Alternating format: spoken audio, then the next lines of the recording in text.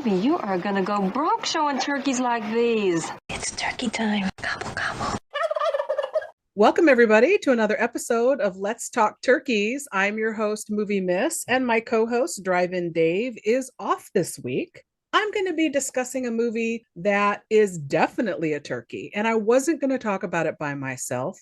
So y'all get ready, because I brought back Miss Nikki Flixx. Hello, ma'am.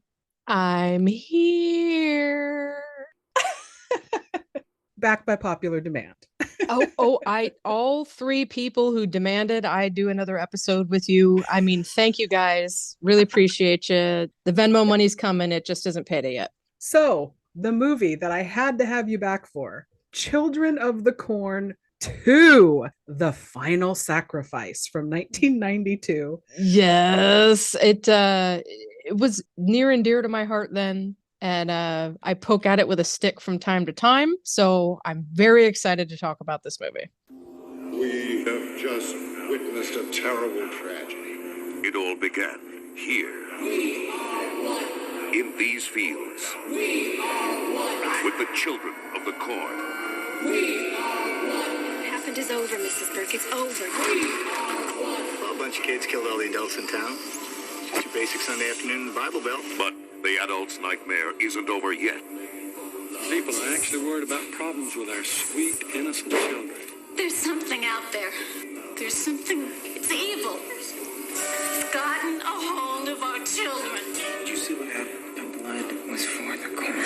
Based on the shocking short story from Master of Horror Stephen King. Have you ever seen evil? It works through the children. This is Children of the Corn 2. Walks behind the rows, commands that we rid the land of all that defileth the corn. I don't want you hanging around with these kids. They were adults. We have seen the way of that world, and it is evil. There is a power greater than all, and it is within us. The blood of those that defileth the corn must flow into the earth.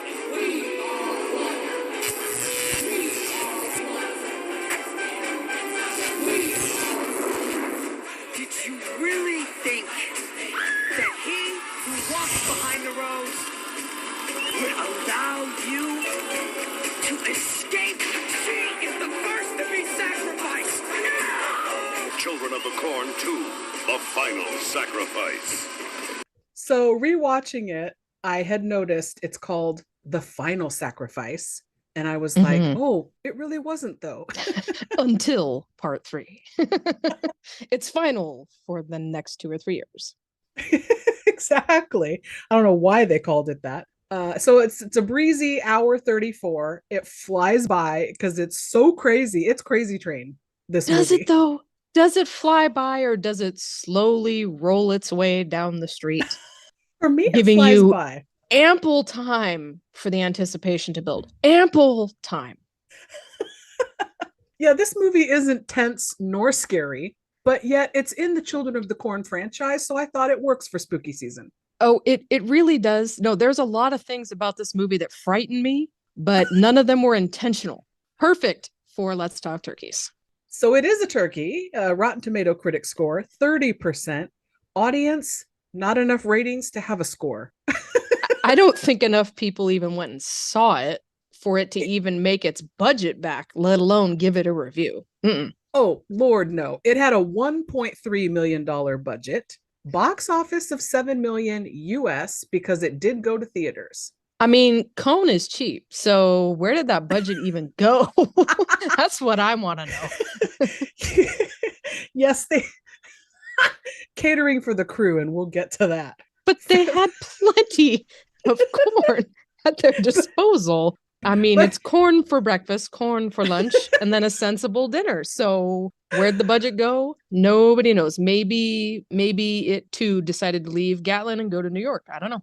So it was shot primarily in North Carolina, where they had a lot of corn, apparently. Originally going to be titled Deadly Harvest, which, if you've watched the movie with the plot, makes more sense, the title. That's the first thing about this movie that makes any sense. And so I can see why they nixed that, because the movie itself doesn't make any sense. Why would you give it a title that made sense? So for this one, 2 awards popped up when I was doing some Googling for the trivia. We have the 1993, so the following year, nominee for Best Film at International Fantasy Film Awards. I don't know how that happened. Yeah, what happened there? Are the International Fantasy Film Awards still even a thing? Like, what is that? I know, I've never heard of it. Is it 3 geeks who go to Comic-Con who decide these things? It'd be interesting to find out if that's even still a thing. I will say the Young Artist Awards did nominate Mr. Ryan Bowman for Best Young Actor. I have to say that one I would wholeheartedly agree with, because I definitely had a teenage crush on him in the 90s, and it was part of my, affinity for watching this movie numerous times. But even now, as a year-old woman who's seen a lot of bad shit, watching this movie, I was still sincerely struck by his acting ability and thinking he's a little too good for the material and the movie itself. Yeah, he was a good young actor, and wherever he is, I'm sure he still is a good actor, better than the rest of the movie, that's for sure. Hell yes, he's still working, and he has definitely grown into his features, if I should say so. Has he?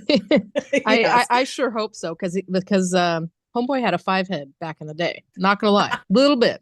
Some fun stuff I came across was taglines for this movie when it first came out. Any stab at what one of the taglines might have been? Something about the kids going ape shit. No, the first one is kind of boring. They called it the ultimate adult nightmare. Is it really? Is that the ultimate adult nightmare? Mine is Chucky coming out of his box when I'm sleeping. That's mine. Right. Mine is suddenly discovering I haven't been paying taxes for 10 years.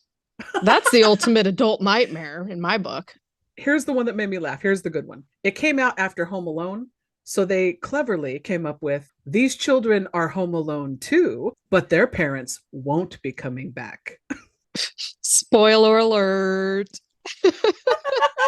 That is fucking stupid. I'm sorry. That's so stupid. But who comes to the franchise at part 2? You would have watched the first one, I would think, right, before you bothered with this. So let's talk writer-director. We've got written by Al Katz and Gilbert Adler, which we can connect to the Turkeyverse through Bordello of Blood and the Tales from the Crypt series. Certain things are falling into place and making a little more sense. Okay, so I had a question during this movie. Is this comedy intentional? And you just answered it. I believe it is. Okay, then. I feel better laughing so hard at this movie, knowing that they wanted me to. And directed by David Price, who had only done a movie prior called Son of Darkness Part 2 with Rosalind Allen, who is also in this movie. So he brought her over. How did you feel about the Son of Darkness Part 2? I mean, how'd you feel about the directing? Well, let's see. Nope. I'm trying. Can't find anything nice to say. I really can't. I really only have a lot of complaints about how this movie looks and the script, which really is all the director's fault. So I would have to put a little corn-based curse on the director of this movie, I think. So before we jump into the rest, I would like for you to reminisce. Give me your fond connection to this movie, first time you saw it, thoughts, memories, etc. Well, I think I probably watched it like late at night during October. It's showing on Sci-Fi because it just came out. This is probably, the scene. I probably watched it because of Ryan Bowman, because I loved him, and anything he was in, I was down for. And the cutting edge special effects, I'm sure, blew my mind in 1992.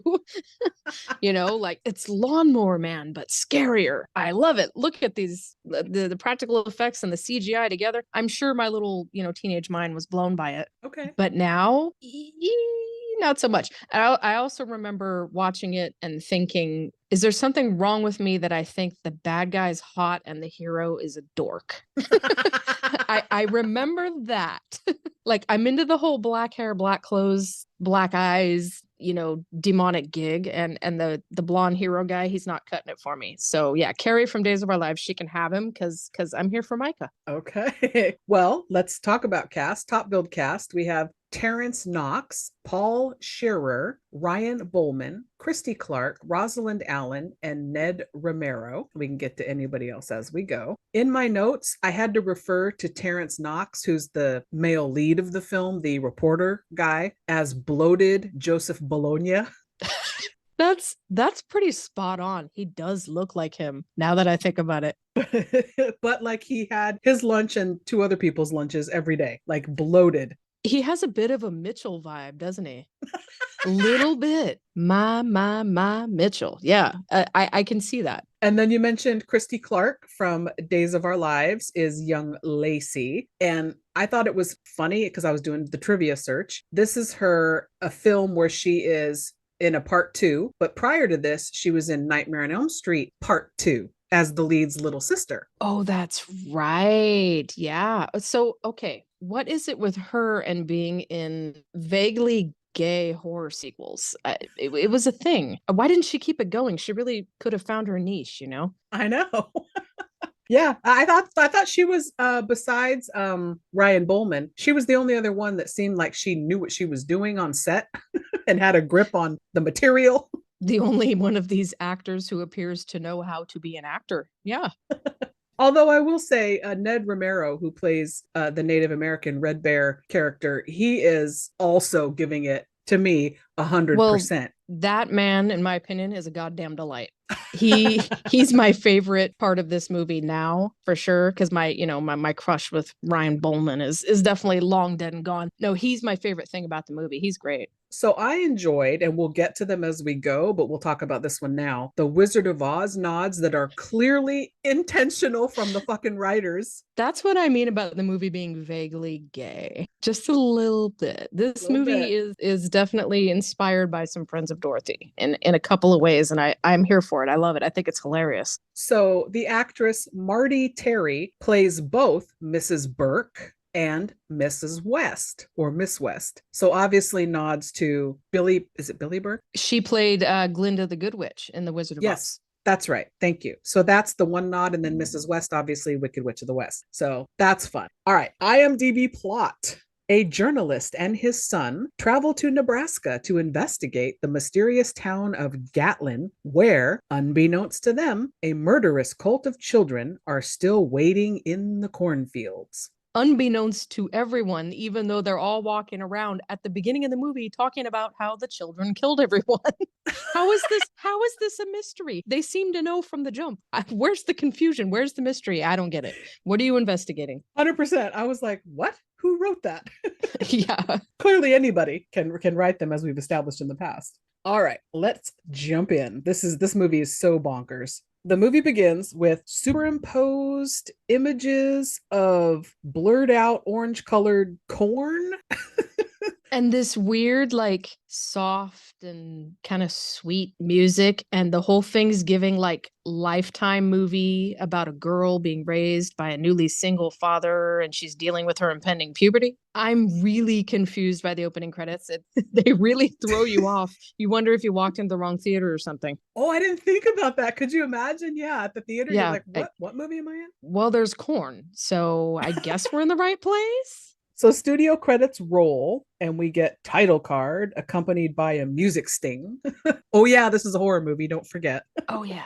So for anybody who hadn't seen the first one, I don't know why you'd start with 2, like I said, but in the first one, did you watch the first one before watching this one recently, by the way? No, but I've seen the first one a couple times. So the children rise up and kill a lot of the adults in the town. They don't kill everybody. It's a big deal. People hear about it. People got away from the town and told everybody. So yeah, no mystery what happened at the end of the first one. So credits are rolling as we see moving shots of the corn. The soundtrack again is this melodic, like children singing a rhyming song about killing and waiting. I don't know. It's all very confusing and nothing's even happened yet. So it's going to be a bumpy ride. Did you notice the tune that they're singing to, the melody? What song that is? No, what is it? Ring Around the Rosie. Ah, okay. Yes, yes. Why? Nothing, I don't. nothing creepier than that. What?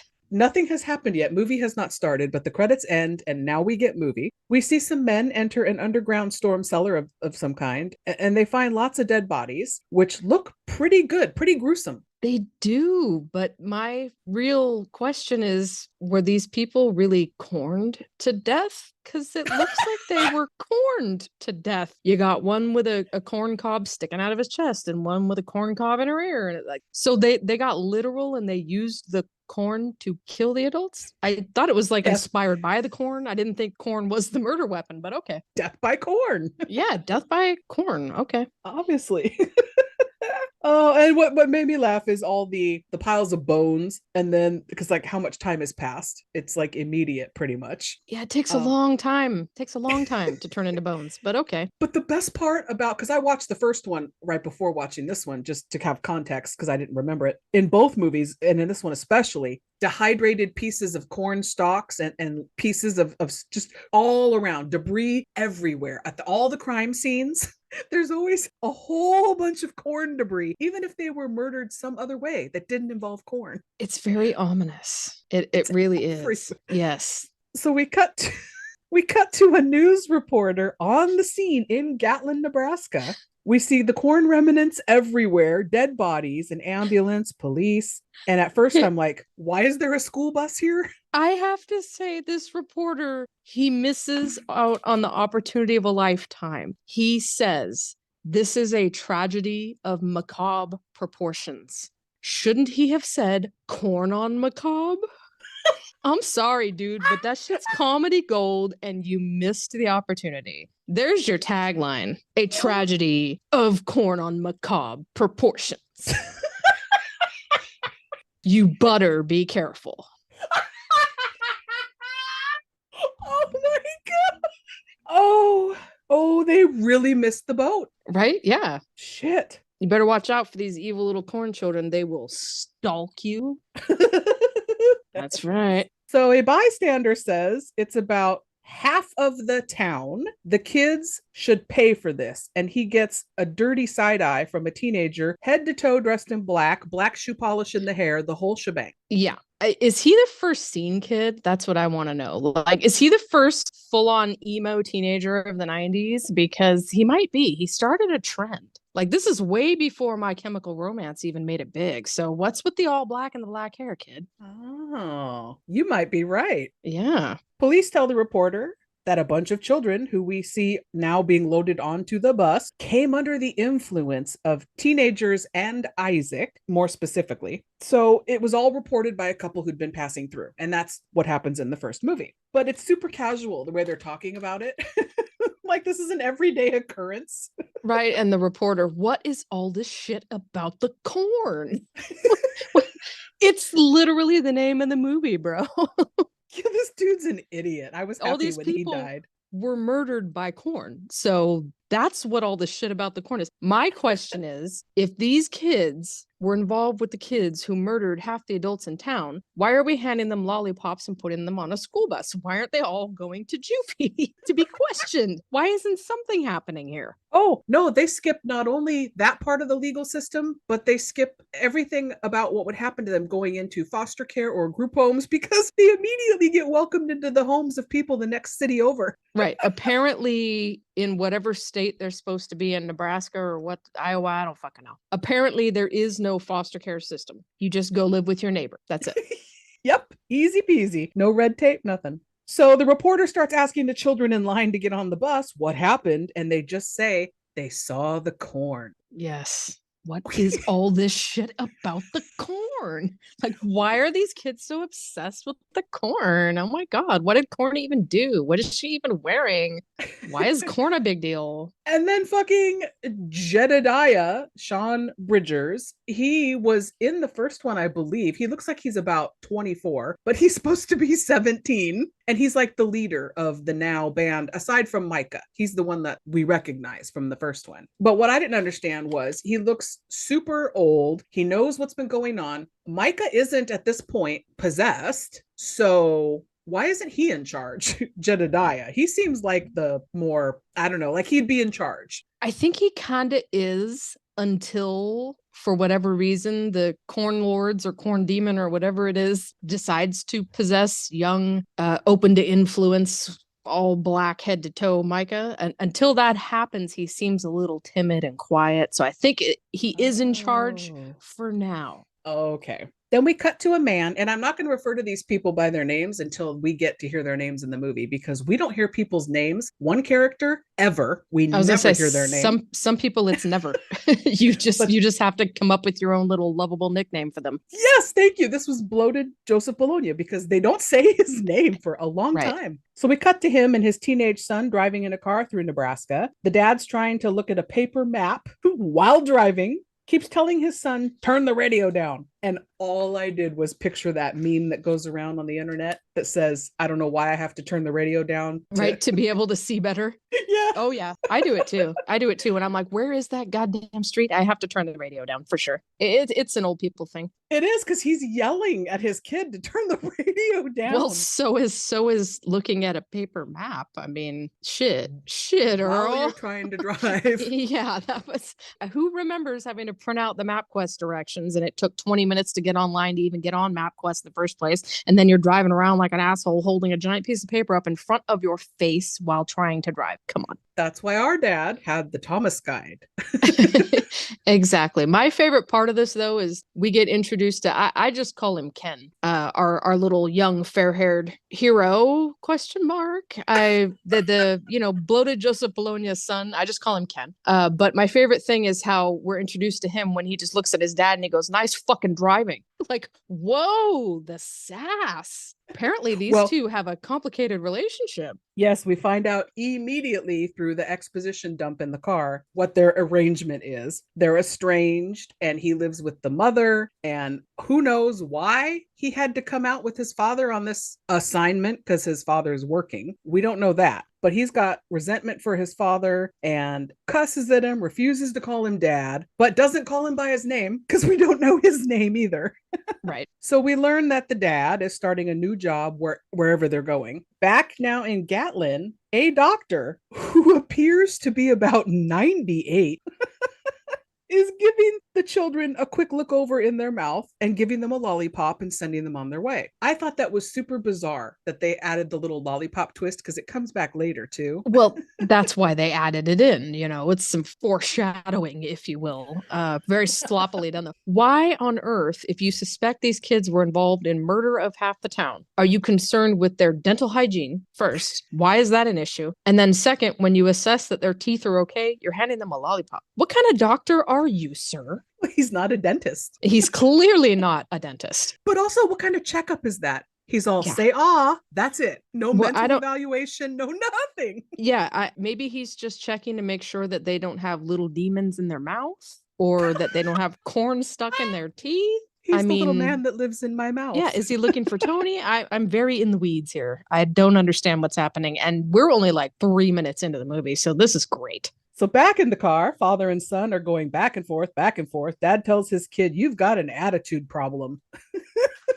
You tell him. He kind of does. Ken's a bit of a shit. Boys, I mean, can't you just be glad that your deadbeat dad decided to take you along on a little road trip where Barbies hang out in waterfalls half naked? Like, come on, kid, live a little. Enjoy your summer vacation. Shut the fuck up. Quit complaining. So next, we see Mrs. Burke, and I thought it was funny that she's wearing pink.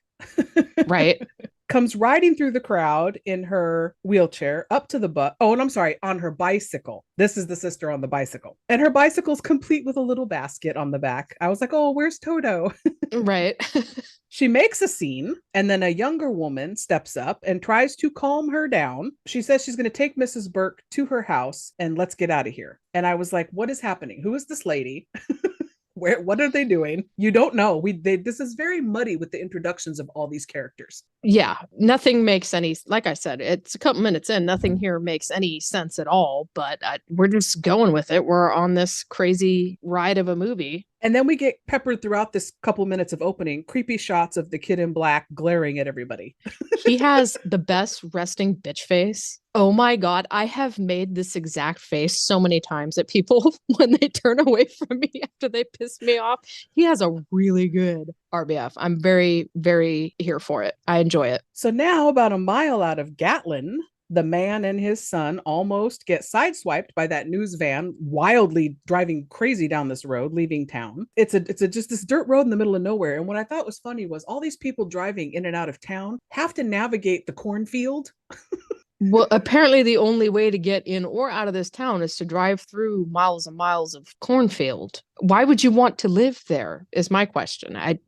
Okay. So the guy driving is the cameraman, I guess. We're not told who he is. So they stop and they start going back and forth with the dad and his kid in the car because they almost had an accident. And the reporter's giving the man shit. So this is how we, the audience, get to learn that the dad and his son are going there for a story. He's a journalist, like for an Enquirer or a tabloid of some kind. And I thought, that's weird. They used to send those kinds of reporters on location for stories. I thought they just made shit up.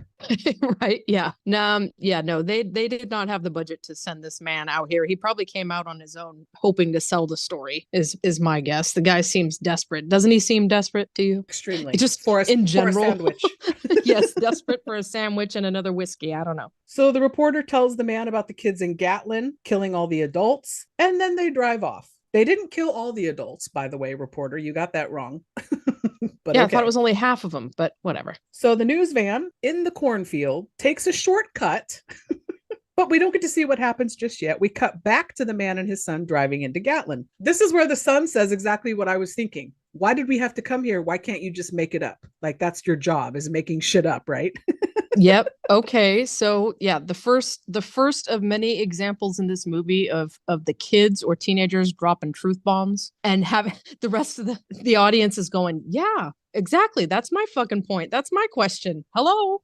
Which I think is intentional. It's meant to make you wonder what, and maybe the whole not explaining who people are, what their names are, what is their job, why are they here, what happened. Maybe it's on purpose to give you the idea that the adults are really confusing and they have no fucking idea what's going on. And only the teenagers are the ones who are asking the real questions around here and pointing out the obvious things, you know? Maybe it's all intentional. Maybe this movie is secretly genius and we're not aware of it. That never actually occurred to me. And now that we've analyzed like who the writers are, that kind of makes sense. Yeah, maybe we're meant to feel a little lost and confused like a teenager, but then point out, you know what, this shit doesn't make any sense, you fucking idiot. And the adults are like, huh? What are you talking about? Exactly. So we see that nice young woman who called Mrs. Burke down from the last scene is walking up the road with the kid all dressed in black and carrying his suitcase because they're just gonna willy-nilly take in all these kids. She's wearing a t-shirt advertising her business, a bed and breakfast.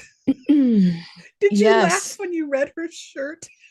The slogan that she came up with for her bed and breakfast, come sleep with me. What? And it's a V-neck t-shirt. That V-neck would be a lot deeper. And you would really nail your point home with some cleavage, girl, if you took out those fucking shoulder pads.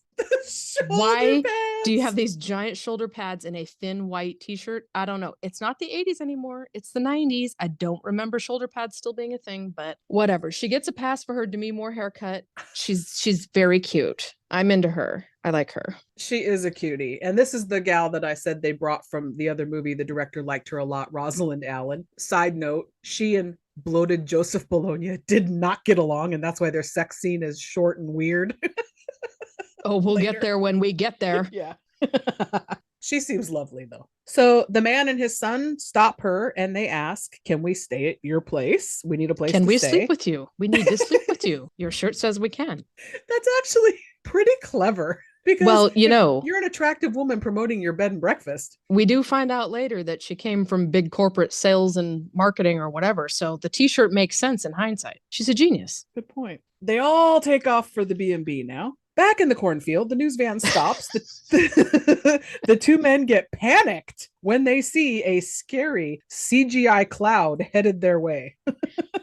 It's a CGI twister. This is what they think. It's a twister. NAM. What the fuck is happening right now? What is with the giant CGI cloud over the I don't know. My question is, why in the hell are they in the middle of the cornfield in the first place? Cameraman, whoever he is, obligatory only black character in the movie, knew what he was talking about when he said, we do not need to cut through this field of corn, but oh no, the reporter had to go ahead and force them into the damn cornfield. And now a giant CGI tornado is following them. So that's what he gets for not listening to Token. Exactly. So now we start to get what they're going to do quite a bit in this movie, corn deity vision, which is the corn is watching them, but the way that we know it, tell me if you got this vibe. Tales from the Dark Side intro, the TV show where they would swap it and it looks like a negative because most things are black. Yeah, it's like this overexposure thing. So apparently corn is colorblind, question mark. I don't know. Corn but deity like, can't see very well. We're seeing from the perspective of the corn, or is it corn demon, a corn deity? Is it the corn itself? I have so many questions. There are so few answers. Is it kids? Is it kids who like corn? I don't get it. And why is the corn suddenly electric? Did the cartoon tornado give the corn the electricity, or was the corn already electric? A lot of questions. Good question, which we do not get an answer to. Is Elmer Fudd involved at some point? Are there Looney Tunes anywhere in this cornfield? I don't really understand it. That would have made this movie better had we seen the Tasmanian devil. Yeah, just it's really getting away from them. And this is the first big horror scene, and it's already getting away from them. So I feel like we're on a giant water slide surrounded by corn, and it's all just downhill from here. I don't understand where this is going. So the driver, cameraman guy, says it looks like a twister and it's really strong winds. The reporter says, we need to get out of the van. My question is that a good idea? There's nowhere to hide. Do you get out of your van when there's a twister? I don't know the protocol there. I'm pretty sure the logic would be if you're caught in a tornado, you want to grab onto something that is as heavy and sturdy as possible so you don't get lifted off the ground. So if you get out of the van, you're basically just asking for it. You're going to become that flying cow. Like, what are you doing? Don't get out of the damn van. That's actually completely the wrong thing to do. But oh no, this jackhole isn't going to listen to any logic at all. So the cameraman crawls through the cornfield, gets repeatedly shocked by the blue electricity that comes from the corn. Yep, it's Children of the Corn 2, Electric Boogaloo. It is. It really is. So a piece of corn stalk slashes his throat. I call bullshit on that. You would get a paper cut at best from a corn husk. What is and it's been blown around. It's old. It's soft. It's been blown around the wind for a while. Yeah, I definitely call bullshit. That's not going to slash your carotid. No way. And then also I thought, well, they're taking a bold step in this movie because this isn't just children killing people now. This is the corn actually taking matters into its own husk, right? That's what I'm saying. Yes, exactly. I don't understand who the villain is. Is it corn? Is it the evil juju inside the corn? Is it toxic poo-poo? I don't know. Is it children who like corn? I'm very, very mixed up about who the bad guy is here. But I do know that there's no fucking way corn could do that to your neck. There's going to be some jackass now that goes out and tries to see if you can get cuts on your arm. Like, is it like a paper cut? Yeah, probably. I am in no way endorsing that you try to give yourself as severe a cut as possible with a corn husk. Please don't do that. Yeah, don't do that. So the reporter sees that and hops back in the van. Oh, it was your idea to get out. He sits in the driver's seat, and then we see in slow motion this long stalk. It looks like a bamboo rod, honestly, comes through the windshield and gives him an impromptu tracheotomy, like just right through his neck. In slow motion would be the key words there. Everything that is meant to be frightening or compelling or building anticipation or the cause of some sort of sense of there's action happening. Everything in this movie happens in slow motion. Everything is as slow as possible. I blame that one on the director. It had to have been his decision. We're going to slow that down a bit. That'll really build the scare. No. Especially because he sees it coming. Yeah. Has he never seen a horror movie? He goes, No. Yeah, there's a lot of that. There's a lot of that in this movie. And all the time he sat there saying no, he could have ducked out of the way. Yes, it is anti-tension. I don't know how else to explain it. There's a lot of it. I can't tell. Is it a creative choice that just didn't pay off? Are you trying to make some bigger point about how adults don't react quickly to things? I don't know. I'm probably overthinking it. It's probably just really bad directing. I just kept thinking about the Monty Python bit where the person's standing there and they're waiting to get run over by the steamroller or something. Yes.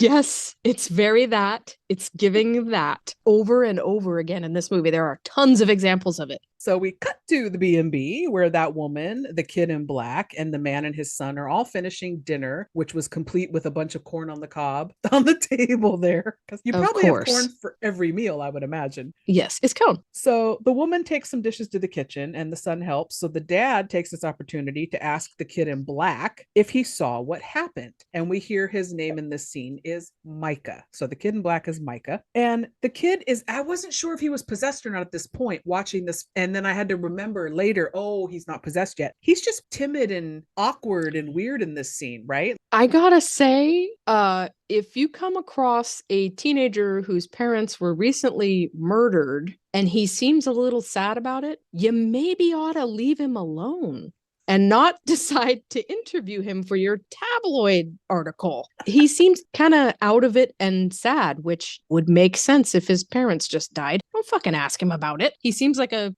emo teenager who just lost his parents. Yeah, he's not possessed yet. But he does mention that he knew the parents' blood was for the corn. Okay. Oh, yes. It's all for the corn? What?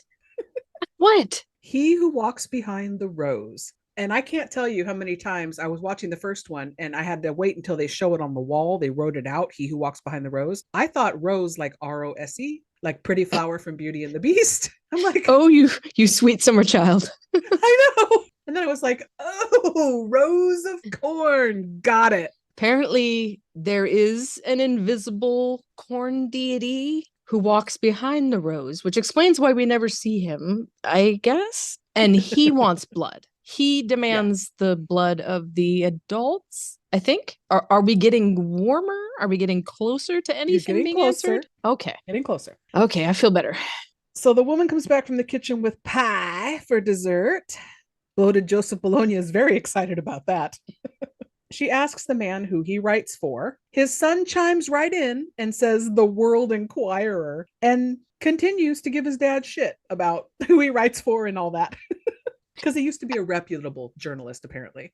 At this point, you're kind of starting to feel like Lil Ken, our fair-haired hero, like he's a bit of an asshole and he's giving his dad a really hard time. But Bloated Joseph Bologna, as you so lovingly call him, he is going to turn all that around in a minute. And then we will be like, go on, Ken, give him all you got. Keep insulting the man.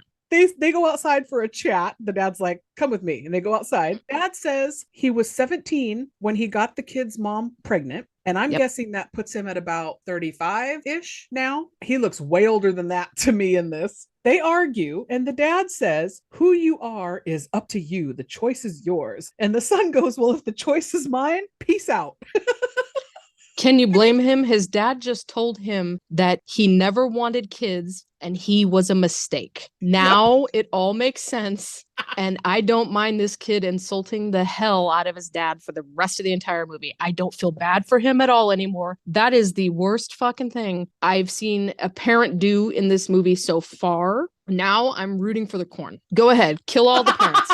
He just gave every parent a bad name. So I do like that the kid's bag was already packed and on the porch because he just picks up his bag and leaves. He was ready. So bed and breakfast chick goes out and says, don't worry, he'll be back. And we see that Micah is eavesdropping on all of this. So the kid stops at a sign. It looks like a bus stop sign out in the middle of nowhere. And he's waiting. And we see more corn deity vision. Corn's watching him. Yes, I call it corn lens. I love it. So a girl on a little motorized bike scooter situation comes riding up. I lovingly refer to her as Crotch Rocket Barbie. Yes, this is Christy Clark. And the only thing that stood out to me about her was two things. Number one, her really long hair. I wanted to take some scissors to that. That was far too long for somebody who lives in the middle of Nebraska. And then the second thing was her shoes. I was like, oh, look at those little high top Reeboks. How cute is she with her little socks all pushed down?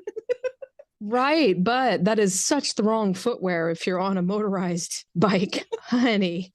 That tread's going to wear out after 2 stops. Like, what is she? She clearly has not spent much time on her crotch rocket. Besides, wouldn't she look like 10 times hotter in some biker boots? I mean, come on. Missed opportunity for fashion. She asked the kid what he's doing and if he's with the reporters in town. He says, I'm just waiting for the next bus. And she says, well, you might want to get some magazines because the next bus isn't until Tuesday. He's kind of a bitch. I kind of love it. He gets a little pouty face when she rides off, and then he picks up his bag. And it's that thing from like the Burbs where they like kick their feet and they're like, oh, shucks. Oh, you just went there, didn't you? Oh, shucks. There's another tagline for this movie. My dad died. Oh, shucks. Oh, why hasn't Hollywood hired us? Oh my God. So back at the B&B, the dad is saying some little words. He's talking into his little handheld recorder, talking to himself in his room. This is so funny to me. I wrote down, he says, adults dead and the children of those adults, corn, blood for the corn. Those are his exact notes for his story. He's not exactly putting the pieces of the puzzle together. I think he's missing a few pieces, you know. He's not the brightest crayon in the box. So he goes over to his window and he sees flashlights in the cornfield and he hears voices. Then we cut to the corn. The kid in black is yelling. The corn deity starts coming for him. He's yelling for the other kids. Mordecai, Jedediah. The corn deity fixes on Micah. He yells, no, and he tries to run away. It takes like a minute 30 for him to stop yelling no and stop trying to briskly walk, I would say, not run, away. Another real slow moment that shouldn't have been slow. I don't understand. But yeah, apparently he's getting tased by the corn. And so the corn deity is going to tase him and possess him? ? Is that what's happening? Can you confirm? See, I guess because all I wrote in my notes was, what in the fresh hell is this? Yeah. Is he getting possessed? Is he? He goes down this weird CG rabbit hole. Yeah, I don't know. I don't know. It's they cartoon his face and some things are happening and he's screaming a lot and I'm not sure. I don't know. His head looked like it got bigger for a minute and then it went back to normal, slightly too big for his body size. Yeah. So I'm not sure what's happening here. I guess that's where a good chunk of the budget went, was the cutting edge CGI technology for 1992. Clearly. And that was a mistake because everything in the movie that is practical is cool. Everything that is cutting edge CGI in 1992 ruins it. They should have just kept it all practical, in my opinion. So the child from the bus from earlier, or the children, are sitting around a fire in the middle of the cornfield and they hear Micah screaming. My immediate thought was, they've just got this lit fire in the middle of very flammable stuff all around them. Very flammable, very dry corn, and you're gonna have a bonfire in the middle of it. Okay. Wildly unsafe. These kids aren't known for their sound judgment. These kids are not known for their sound judgment. So there's that. And they're smarter than the adults, so that's a concern. Right, yeah. So Mordecai and some other teenagers debate what to do. The one kid says Isaac had told them that when there were no more adults, they would see the truth. So where is it? That's from the first one. My question is, why do they think they've killed all the adults? They know there are other adults. That doesn't make a lick of sense. Isaac said we'd see the truth when all the adults are gone. Maybe they only had to kill certain adults. Maybe it was only adults that live on the other side of the county line. Where is the rule into which adults and which ones need to be killed and which ones don't? I'm not sure. It's a gray area. It is. Mordecai says, he who walks behind the rows, ROWS, will send a leader from the corn, I guess, to replace Isaac. We are looking for Corn Jesus. Corn Jesus. A leader who will come from the corn and tell them what to do. Where is Corn Jesus? the guy who heard Micah scream a second ago and said, "What was that?" He tells Mordecai, "Nothing out there but corn. Nobody's coming from the corn. You're full of shit." But yet he heard a scream and said, "What was that?"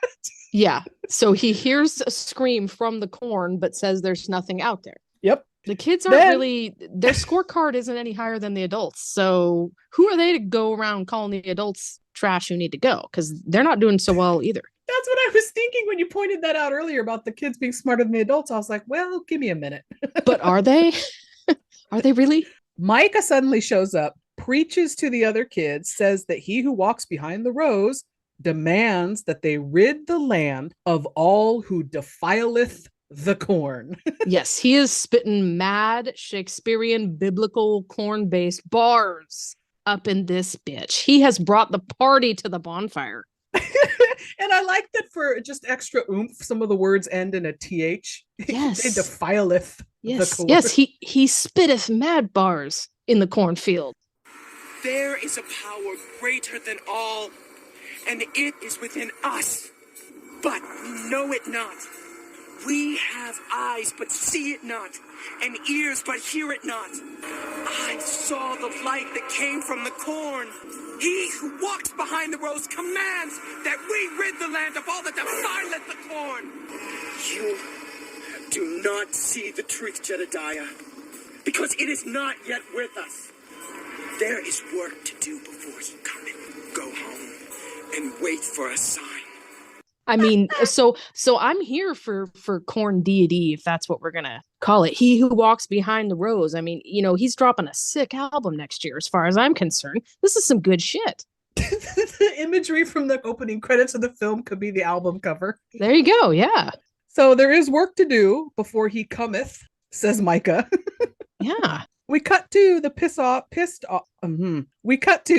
off son with his gym bag walking back through the corn at night. I guess this bus stop was really far. He sees the kids leaving the cornfield and he bumps into Micah and they have a brief exchange. They do mention that Lacey, the girl on the road, is hot. And Micah's like, yeah, she's hot. Mm-hmm. Yes. Super convincing.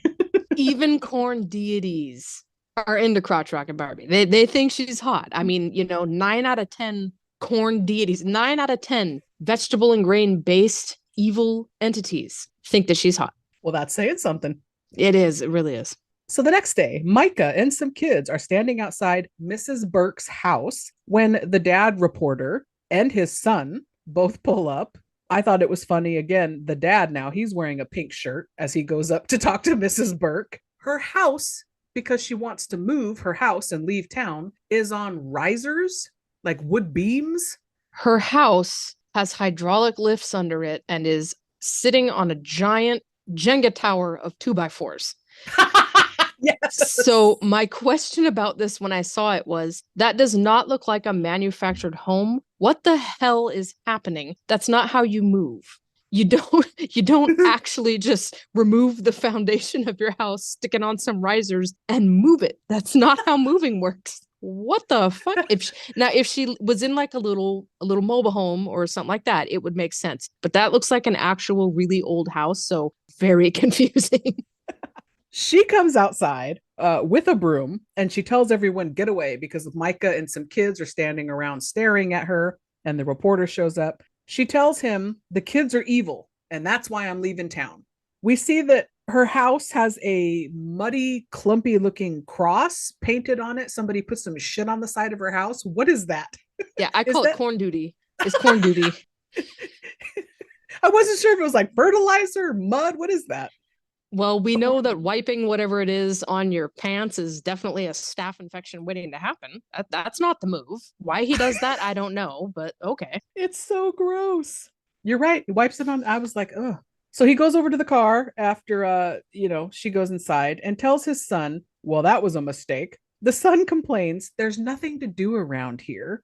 So the dad at this point thanks the kid for not leaving. And the kid says, well, I didn't have a choice. I would have left, you bag of shit, but there's no bus. At least he's being honest. And then he says, I'm out. And he walks off. Well, yeah, the dad tells him, well, you ought to go, find something to do. There's more than corn. Go make some friends. Okay, well, I think Micah and his minions are standing around waiting. They look very friendly to me. So why not go hear him out? See what he has to say. Join the Black Parade. Let's go. Very welcoming.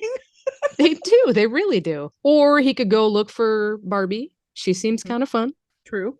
So after everybody leaves, Mrs. Burke comes back outside with a bucket and scrub brush. And Micah and the kids are still there. So only the reporters left. They're watching her clean the house. Micah tells the kids, this is weird to me too. Riddle me this, Batman. That's the sign we've been waiting for from he who walks behind the rose. Well, didn't they paint that on her house? The duty cross. Yeah.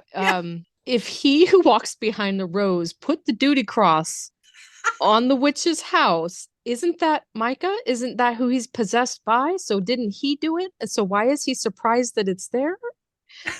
Oh, so many questions, so few answers. Cut to Mr. Pouty Pants walking past a waterfall area. So Ken here, he's just so sad. We see Lacey in her bikini top and shorts and her nice little Reeboks standing in the water. Okay. I was furious at her. Yeah. First of all, bitch, you are in the middle of nowhere. Why are you still wearing your shoes and socks in that water? You know she'd be barefoot. What is that? And then second of all, why on earth are you half naked in your bikini bathing in a waterfall where anyone passing by on the road can see you? There has to be better hidden spots than that. Third, I don't think I've ever seen as many creeks and forests and waterfalls in plains as there are in this movie. Cornfields are generally not next to creek and waterfall filled forests. I'm just saying. Oh, it's amazing though, the shot. Oh, you yeah. have to give the landscape. Yeah. Yeah. But he stands there and stares at her, real creepy, until she notices him staring at her. And she likes it. Yeah. So I'm like, this is pre OnlyFans. So yeah, she'd be on OnlyFans if that was a thing. And I like that her question to him is, haven't you ever seen a girl before? Oh, you're just flirting now, aren't you? I've seen plenty of girls. What I haven't seen is crotch-rocket Barbie hanging out in a waterfall with her damn shoes on. So I was caught a little off guard. Excuse me, bitch, if I stared. Cut to a church service in this teeny tiny little church where this 95-year-old pastor is saying, fornication is a pestilence. Repeatedly. And I cracked up because fornication being non-married sex before marriage or outside of marriage, and pestilence being an epidemic. So he's saying in this little town where there's only half the adults, people are just rampantly fucking just everywhere. Just a whole lot of fucking going on. I mean, you've seen the bitch that runs the town bed and breakfast. She's openly inviting everyone to come sleep with her. So clearly, there's a lot of fucking in this town. Yeah, he's going to point it out. So I liked also that he adds, everybody look closely at each other. And he's like making them all look around at the other people sitting there. It's mostly really, really old people and children. But y'all are fornicating. Look around. Who's fornicating with who? That's what I want to know. I'm starting to get concerned that we may have bigger issues than the corn. Exactly. I was like, what? So we cut to Mrs. Burke outside calling for her cat, Elmira. Mm-hmm. This is another Wizard of Oz nod. Did you catch that? Elmira Gulch. Yep. Oh, of course I did. So she sees that her cat has gone under the house, which is, raised up a few feet, as you mentioned. She goes under. We hear children laughing and we start to see their legs surrounding the house. One picks up her cat. Another kid flips the switch on that piece of equipment that's going to lower the house back down. Yeah, her entire house was lifted by hydraulics and then put up on the 2x4s for stability. But it's not a car. It's a house. I don't know. Nothing makes any sense here. I mean, was someone trying to give her house a tune-up? Why is it up on a car jack anyway? I don't fucking know. But I do know that we're about to get this amazing moment, which is the most improbable death so far in this movie. The slow lowering of this house. tension. I don't know what else to call it. It is so ridiculous how slowly this happens. She's so old, but she still has plenty of fucking time to get out from under that house. Especially because when it finally drops down low enough to kill her, which how? Because there's 2x4s or whatever. How did it drop all the way to the ground and crush her? First of all. But when it does, her legs from mid-calf to foot are sticking out.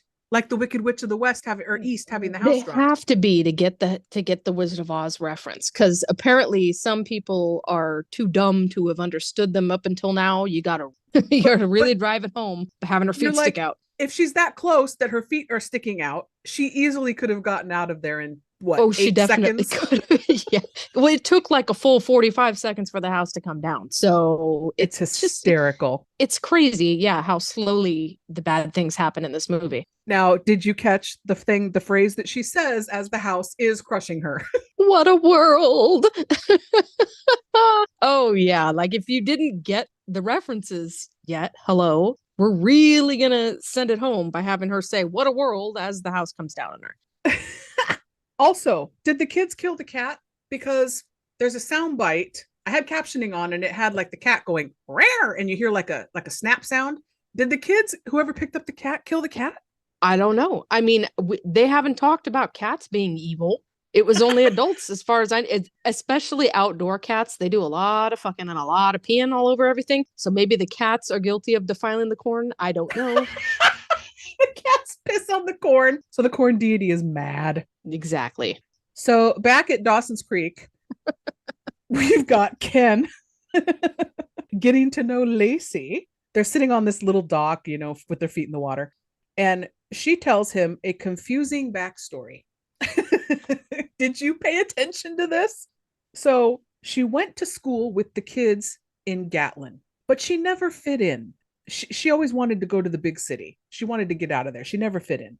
She lost her parents in a car accident and then came to live with her aunt and uncle, but left when the murders happened.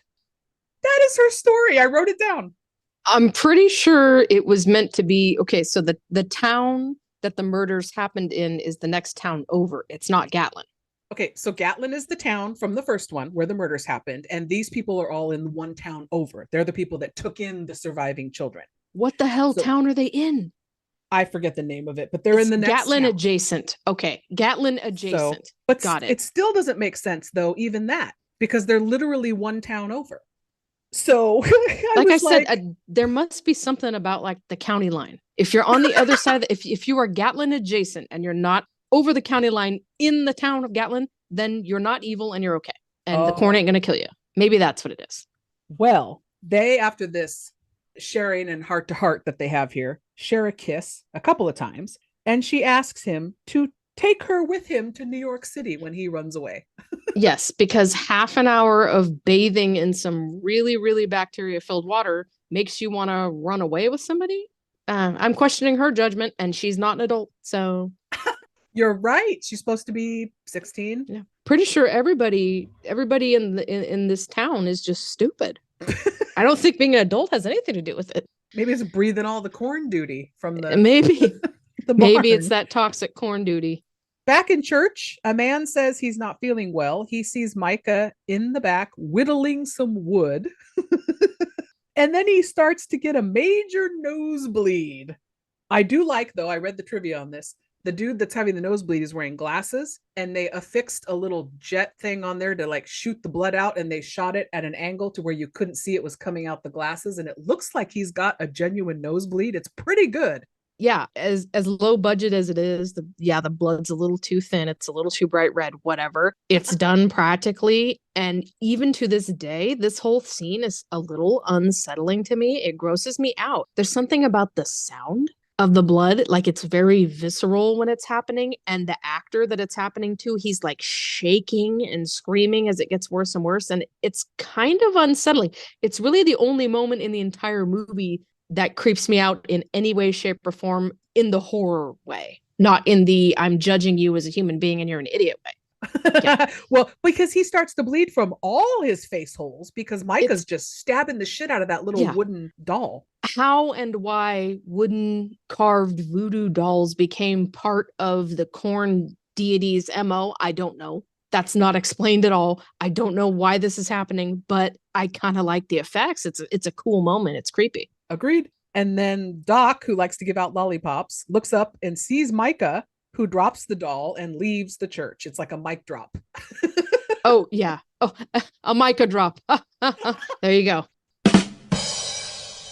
So we get a quick shot of corn deity Vision as the dad is driving past the corn on his way to the Gatlin Elementary School, which is abandoned, graffiti everywhere. And here is the egregious scene of corn debris. Why? How? In the school, everything. Yeah. So I got to tell you, right after I finished watching this movie, I stepped outside for a minute. And we love to barbecue. The husband loves to grill corn in the husk. And sometimes when he goes to pull it off, a piece of that husk will fall off. It's been weeks since we barbecued and corn was involved. I walked outside and I shit you not, there was a piece of a charred corn husk on my chair. No one had been outside. I'm pretty sure the corn deity came for me today and I narrowly escaped. If I hadn't, put on some gloves to pick that thing up, it could have sliced my carotid artery. I'm just saying. Corn can really be a bitch. So it's all over the place. It's a mess. Corn is everywhere. It's a real problem. So he starts poking around this school. This is where we enter into a little bit of a non-PC portion of the film. We get a Native American man who shows up, and bloated Joseph Bologna asks him, "What are you doing in here?" His response is, "Now, isn't that just like a white man? Assumes he has the right to be here and no one else does." I fucking love it. Dr. Red Bear. Oh my God. Okay, so clearly he is my hair inspiration in life. I love that he immediately calls that out. I'm like, yes. You didn't have to do that. You didn't have to do that at all. But they did. So I'm very happy about it. I love it. He says to the man, "Let's try this another way." And he says, "What do you know about all of this?" The Native American man, at this point, we don't know his name yet. He says, I know, we get his name. He says, "I know you're John Garrett. You're a reporter for the World Enquirer. You're 35 years old." I was right. "And you weigh 185 pounds. That's a lie."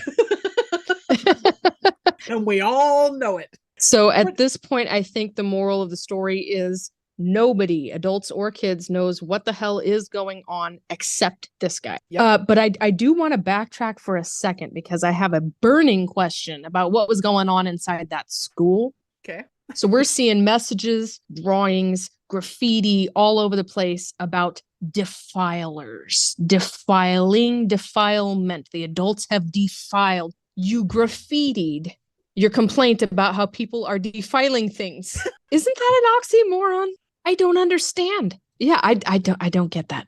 You are so right. Yeah, but can we please get back to Dr. Red Bear? Because he gives me my favorite moment of the entire freaking movie. Okay, well, so he runs off all those stats and then he's like, "Well, how do you know all that about me?" And he's like, "Well, you shouldn't leave your wallet in your car outside," because he hands him his wallet. Common sense. This guy is smarter than hell. And everybody else needs to take a cue from him and start paying attention. He's the only person who has half a brain in this movie. So they go outside and John apologizes and asks the man his name. He says he's Frank Red Bear and he looks, I don't know, maybe 50s. He's a silver fox for sure. Mm-hmm. This man.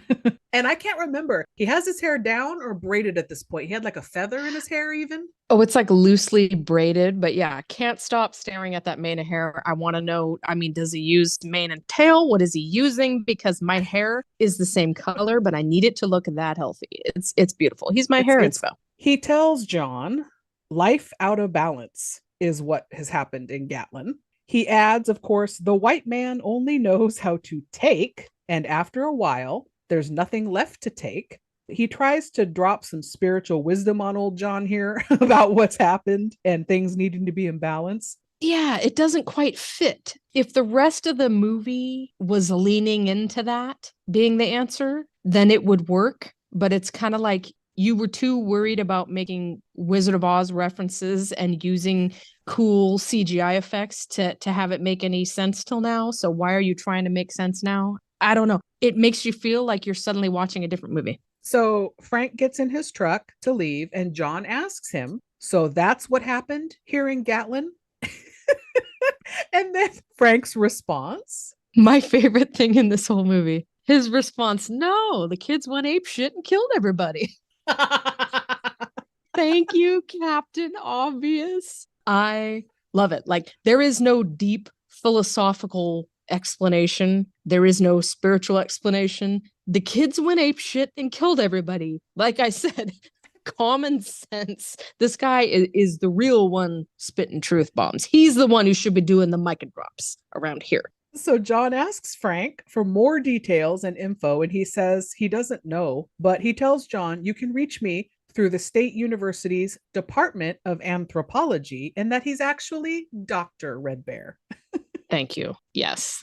John looks down and sees that he now has a hole in his pants where he wiped the corn duty. Yeah. Flixx. Yeah. That stain's not coming out. Ugh. My question was, all he did was wipe it off his finger on his pants. I mean, he wasn't carrying around, obsessively little things of Purell like I do. So that shit was on his fingers till he got home and washed his hands. How did it not eat his skin? Exactly. Yeah. If it did that to his pants, what the hell is going on with his finger? That's what I'd like to know. So stupid. He doesn't really give the appearance of someone who's all that concerned with hygiene. So he always looks like he's sweaty. No, wait a minute. The sex scene hasn't happened yet. We'll get there when we get there. The meat sweats. He looks like he gets the meat sweats when he eats vegetables. Oh yeah, he does. Oh. Digesting any food at all makes this man break out into a cold sweat. So we cut to the police and a crowd of looky-loos, including Micah and the kids, John and his son, the bed and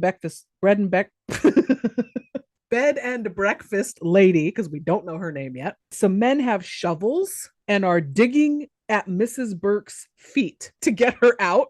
Yeah, they're gonna just dig around and pull her body out of there and let it scrape along the house that is resting firmly on her body as they pull it out. Why didn't they just hit the hydraulic switch and lift the damn house back up? That's what I'm saying. What the fuck? Nobody seems to have any clue how to do anything around here. Well, it made me wonder now, especially after talking to you, are they trying to make these adults look like complete idiots? I'm pretty sure they are, but unfortunately, they don't also make enough good choices with the film to make it look obvious. It looks like everyone around just made poor choices everywhere, including the filmmakers. And us for watching it.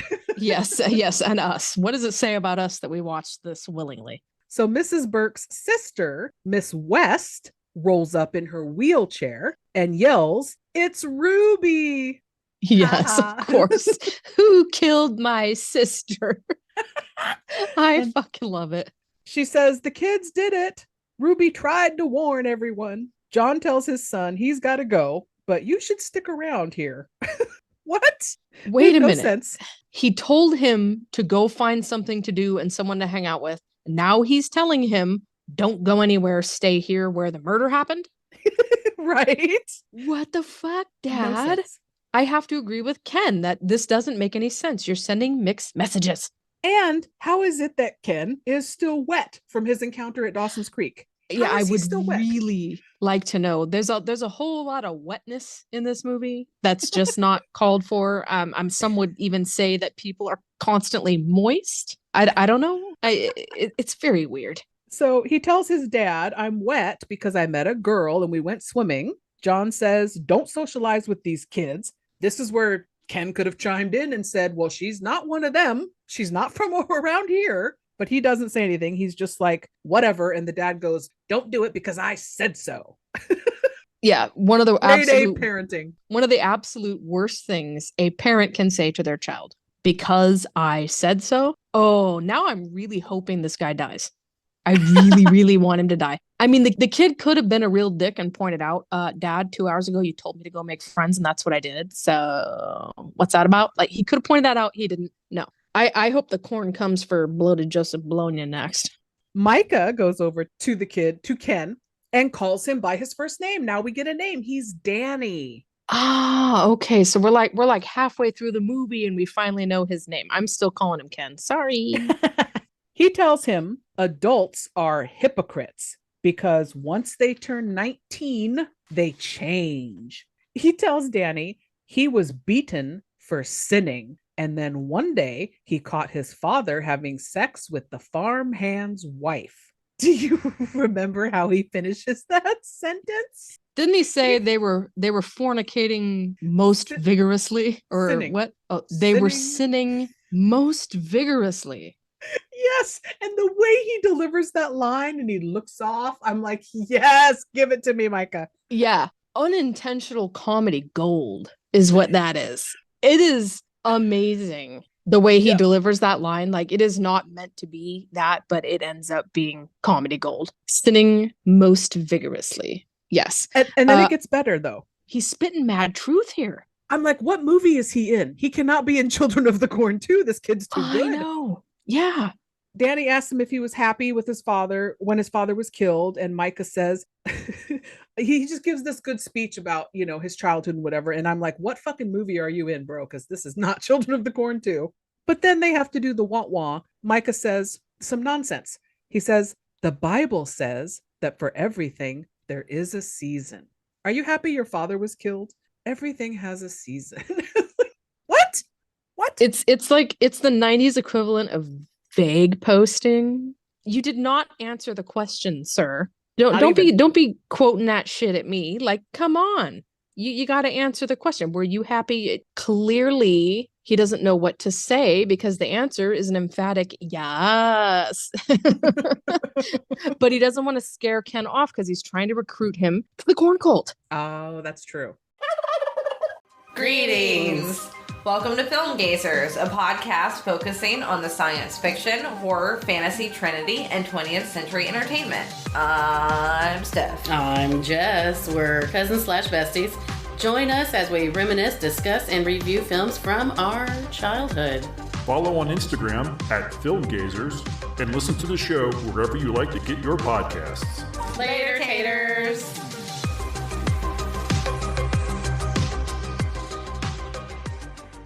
This episode is brought to you by Truly Unique Jewelry. You're a one-of-a-kind, so it's unique, spelled Y-O-U-N-I-Q-U-E. With all of the jewelry options mass-produced for each season, you're left wanting more when it comes to pieces that showcase your individual style. Head over to trulyuniquejewelry.com and scroll through handmade one-of-a-kind options for every budget, with pieces starting under $1. Beautiful costume jewelry to fit every age and every budget. Custom orders are also available for no additional charge, and they flat rate ship so you can fill your jewelry box with matching pieces for every outfit in your closet for one shipping fee. From earrings to bracelets to necklaces, even rosaries and combination sets. Cost is no longer a barrier to having the looks that you want that scream uniquely you. Go to the Facebook page for Truly Unique Jewelry for updates and discount information when you follow the page. Feel good about supporting a small business while you're updating and expanding your jewelry collection, adding pieces for every occasion. Visit trulyuniquejewelry.com and remember, it's unique spelled Y-O-U-N-I-Q-U-E. And now, back to the show. So we go now to a house/doctor's office that looks like a set from Little House on the Prairie. It really does. Where the old doctor has his office, and then there's the room where he keeps the dead bodies right there out in the open. Because it's also the town morgue, maybe? It's like he's having dinner in the next room, and there's like a dead body. Yeah.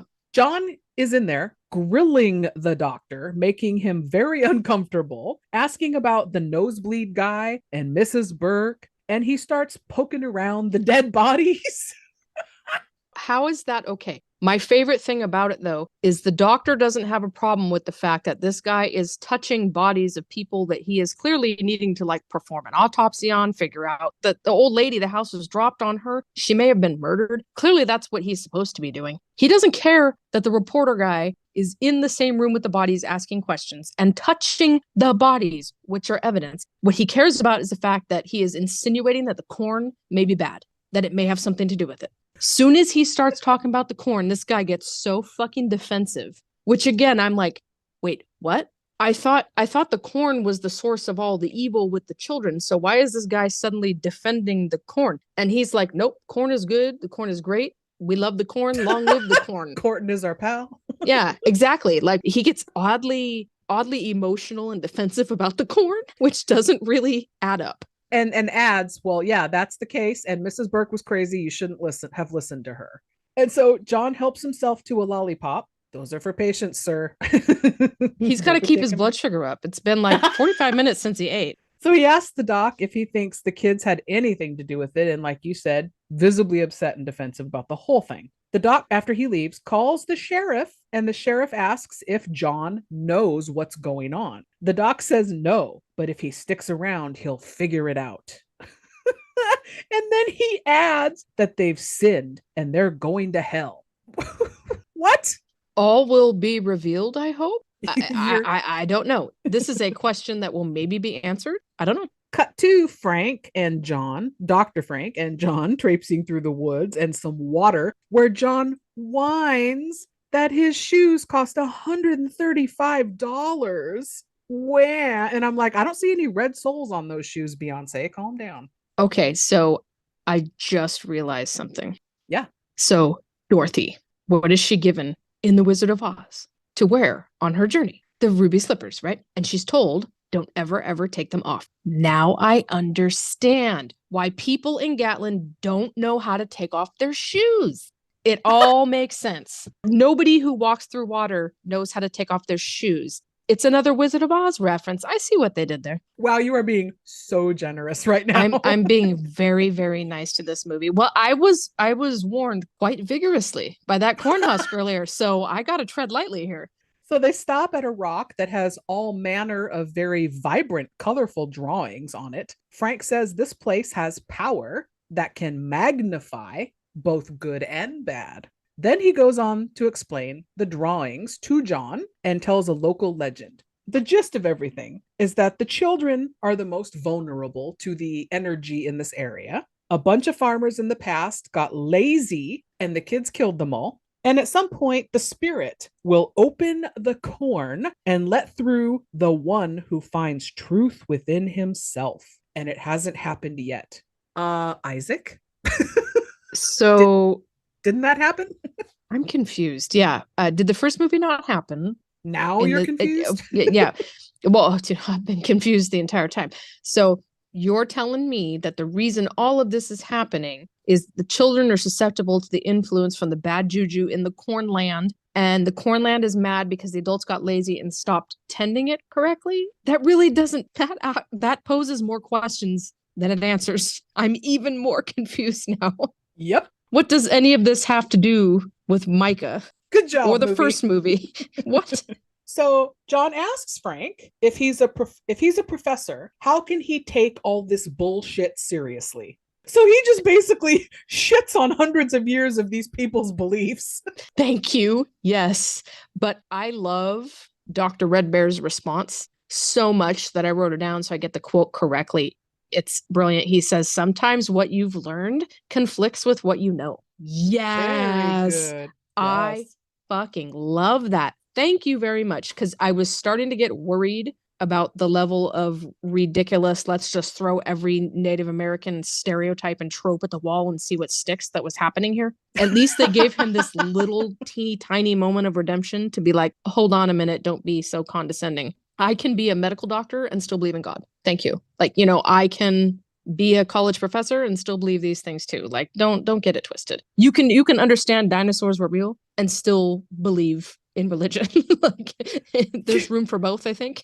It's a nice smackdown of like what a simpleton John is. Exactly. What a dumb thing to say. Yeah. And it's insulting. Yeah, it just like the movie got insulting, but then it smacked itself for doing it. So I don't know. And then as they're going to walk away, we get a shot of corn deity Vision watching them, but yet they're nowhere near corn. That's what I'm saying. How are they in the middle of this beautiful forest with the creek and the rock, but then you're also in the middle of plains and nothing but cornfields?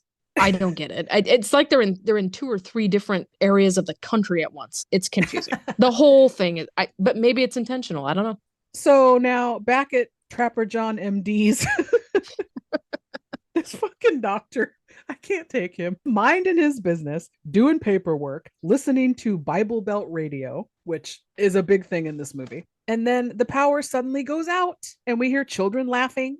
The doc opens the blinds. He sees children surrounding his house. Jedediah, leading the group of kids, once again instigating a murder here, hits the doc with a black baseball bat that bounces.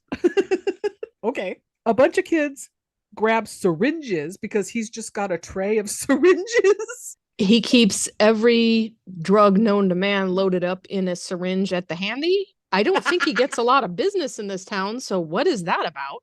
Huh? They stab the shit out of him with these syringes, just load him up. What a way to go. It's Went kind out of happy. fucking cool. But then what I don't get is why the knife? Suddenly there's a damn butcher knife involved. And it's like, why'd you have to do that? Weren't the whatever's in these syringes, wasn't that enough? I know, You're it's adding insult to overkill. injury. Yeah, overkill, exactly. No, overkill to me is the lollipop and the dolly. That's a bit much. This little bitch, this little Stephanie, whatever the fuck her name is, I don't know. This little bitch not only sticks a lollipop in the man's mouth, but then she uses her little teeny tiny doll hand to close his eyes. What is that about? It reminded me of that game we have where you could play charades with the little doll hands. The little teeny tiny hands. Yeah, like what is this? What is she doing? Man? Yeah. So, okay, Micah's possessed. Jedediah is just violent. And this little bitch is sassy. These kids, man, they're on one tonight. So over at the B&B, John and the owner of the B&B lady are sitting outside chatting. He asks her why she lives there. She says, this is what you said earlier, she was an executive pulling in $100,000 a year and had a penthouse condo. But when her Aunt B died, she came and took over the B&B. Really? They had to call her Aunt B? It's a little on the nose, don't you think? Well, at least now we know the name of the town they're in. Hello? They're in Mayberry, clearly. That is the name of the town next to Gatlin. Mystery solved. We finally answered one fucking question. I died when she just straight face. Well, when Aunt B died. Yeah, because you went to college. You probably went to an Ivy League school, got an MBA. You were pulling in $100,000 a year, which is pretty damn good for 1992, in your penthouse condo, and you gave it all up because your Aunt B died and left you her rickety old B&B. Yeah. Okay, so now I think she's just as stupid as he is, and I hope they both die. Oh no, they decide to have sex first. So we fade into sweaty sex with weird angles, the way this is shot.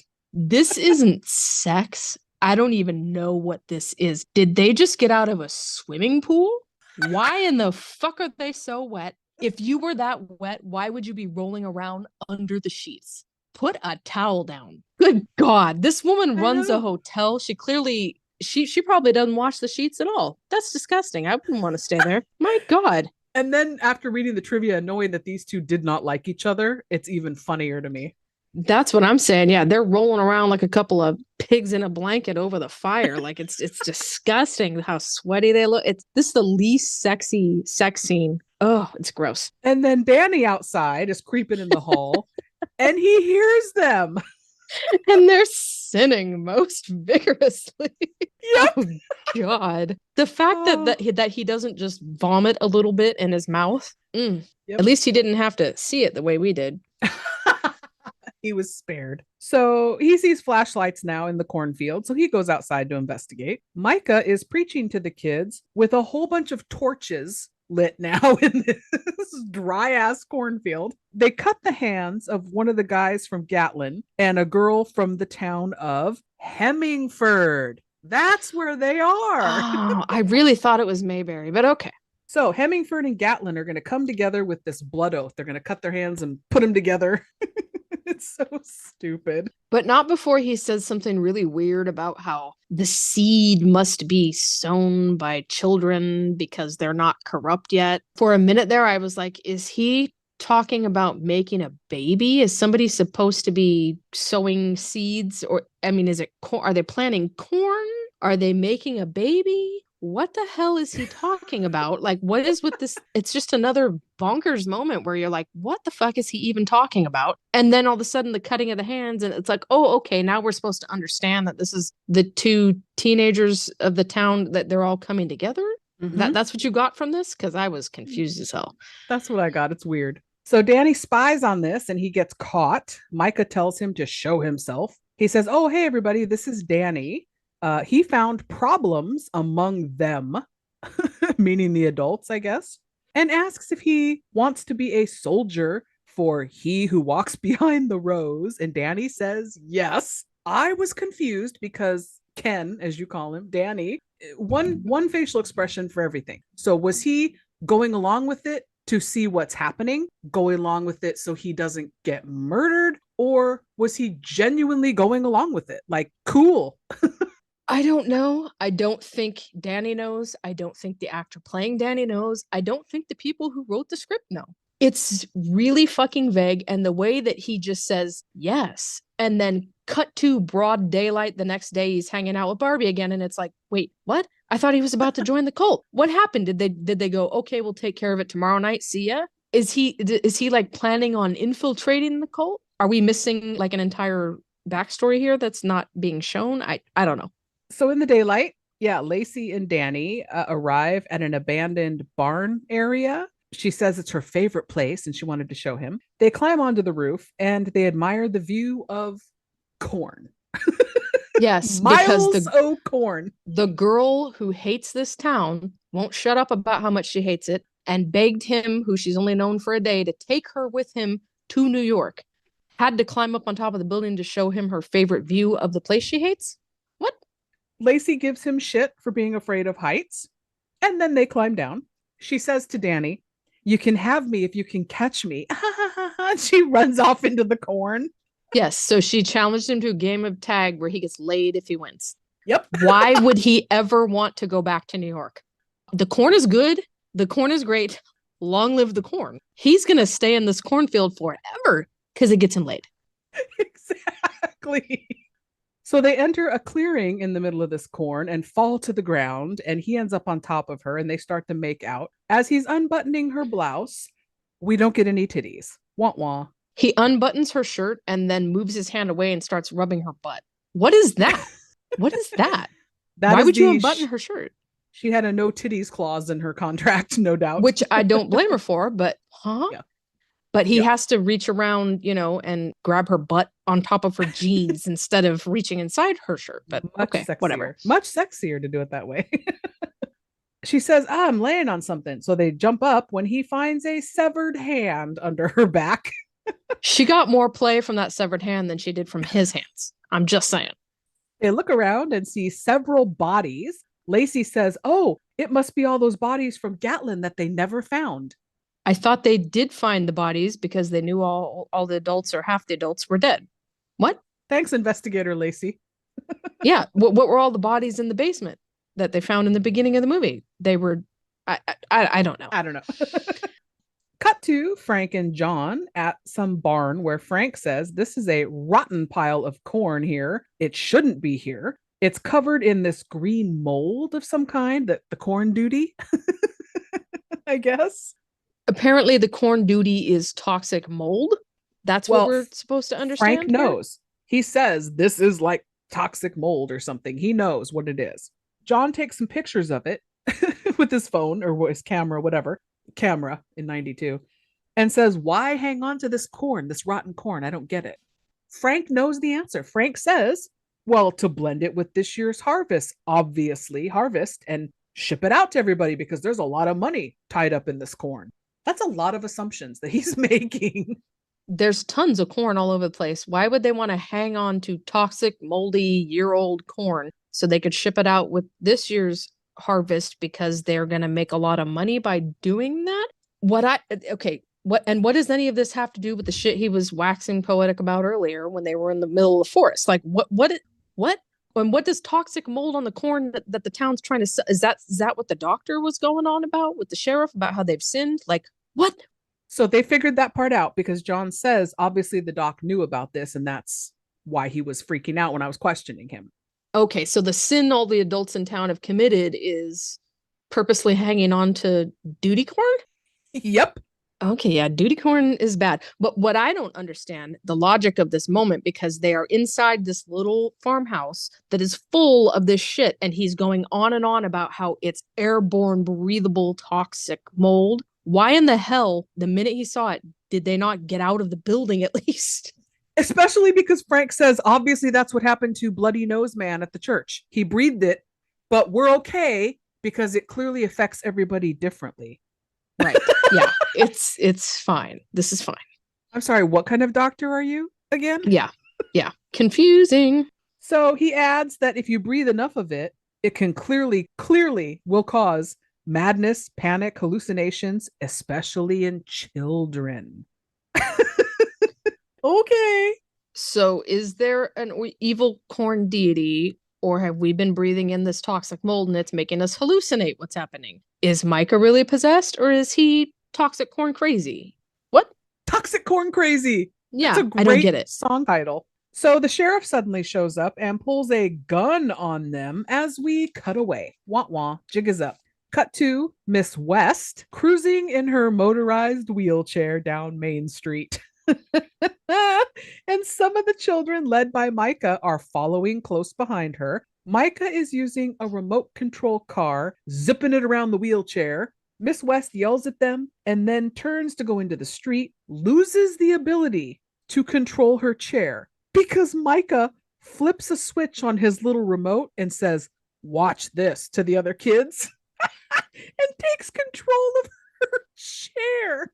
She's gonna do some sick tricks now. How? Fucking love this. I don't care. I fucking love this anyway. I don't even care how it works, how he knew what frequency to put his little RC controller on to match it to her. I don't know. I don't care. Because this bitch, this wicked witch, she was just rolling down the street, smoking Indo, sipping on gin and prune juice. And along comes Micah, and he is going to take her on the slowest yet scariest ride of her life with his little remote control. The minute that him and the kids step out behind her, you are hoping that's what's about to happen. It takes a minute to get there, as everything in this movie does. But when it does, you're like, oh God, yes. Yes. He's controlling her fucking wheelchair with his little, what's he gonna do to the bitch? So she's flailing around, screaming help because she can't control it, and rolls right into the middle of the street. Very slowly. Micah's face, when we cut back to his face, his satisfied face, it's like he went to the John Black Fishhook Eyebrow School of Acting because he's got that great look on his face. So the chair rolls past the bingo hall. Slowly. Everyone's playing bingo, nobody notices, and stops smack in the middle of the street. All of a sudden, she gets hit by this semi-truck, launched. Her chair is launched with her in it into the window of the bingo hall. And the guy inside is like, bingo? I got bingo. What's amazing about this is that if you watch the scene enough times, because I back it the fuck up and do, you can clearly see the no face mannequin with the white Norma Bates wig on in the chair, and the string, the fishing string or whatever. You can see the line, you can see the string holding it upright in the chair, and it obviously just like swings from about 2 feet out, and the glass breaks before it even touches it, and then it just gently flies right inside the window and lands. It's so like lobbed in gently. It's the slow-mo. I'm telling you, it's like everything in this movie that's supposed to be fast-paced action happens at a snail's pace. It's so weird and funny. I back it up like 2 or 3 times every time too, because I can't stop laughing at this moment where the dummy clearly just comes gliding gently through the window as it breaks. It doesn't make any sense. Yes. And then the dude just not even giving 2 shits about what just happened. Bingo? It's amazing. If for no other reason should people watch this film, for that. Just watch it for just for this weird scene where she slowly screams help for a full minute and nobody notices, and she just rolls real gently out into the middle of the street, and then this truck comes up on her. It's the only fast moving thing in the entire movie is this truck. But then amazing. It gently lobs her in slow-mo through this window. What?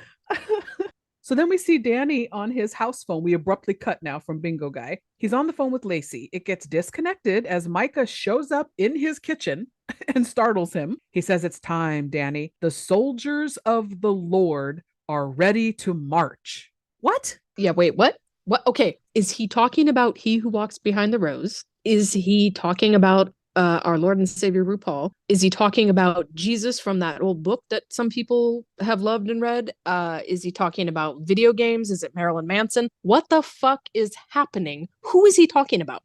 Where did this come from? So we cut to the cornfield now, where the sheriff is tying up Frank, Dr. Red Bear, on the ground, back to back, with this, I don't know, stake. They've kind of tied their hands together to the stake in the ground. And they ask if the doc was in on all this too. Frank asks, how does he think he's going to get away with this, to the sheriff, shipping all the rotten corn. And the sheriff says he pays off a lot of people, the people who test it. We pay them off. It's fine. And I'm like, if you're just going to ship rotten corn, wouldn't somebody at some point who you haven't paid off figure out that it's rotten just by looking at it and smelling it? It's not going to make it to the shelves, you idiots. Nobody's going to eat this. Yeah, it's very that. It doesn't make one fucking bit of sense. But I love the fact that he very slowly, very painfully slowly explains everything he's been thinking, everything he's been doing. And you're sitting there going, why doesn't he just shoot them? And then the only person who ever makes any sense, Dr. Red Bear, says, why don't you just shoot us? I was like, thank you. And then he, of course, over explains that he has to make it look like an accident because he can't pay off the people who investigate deaths in his town. But I thought the doctor was the one who investigated. I don't understand. Then we get a response that is the most non-PC thing I've heard in a while. And I'm just going to say it word for word. So this is from the movie. This isn't me. Ugh. He says to them, there's still some people that think the only good Indian is a dead Indian. I rolled my eyes so fucking hard. I was like, wow. Yeah. Excuse me? Did you like John's super cutting comeback to that? Yeah. Fuck you, pencil dick. Thank you. Way to go. Bloated Yes. Joseph Bologna. Good job. Yeah. Yeah, that was a shocking moment to me, but the comeback was great.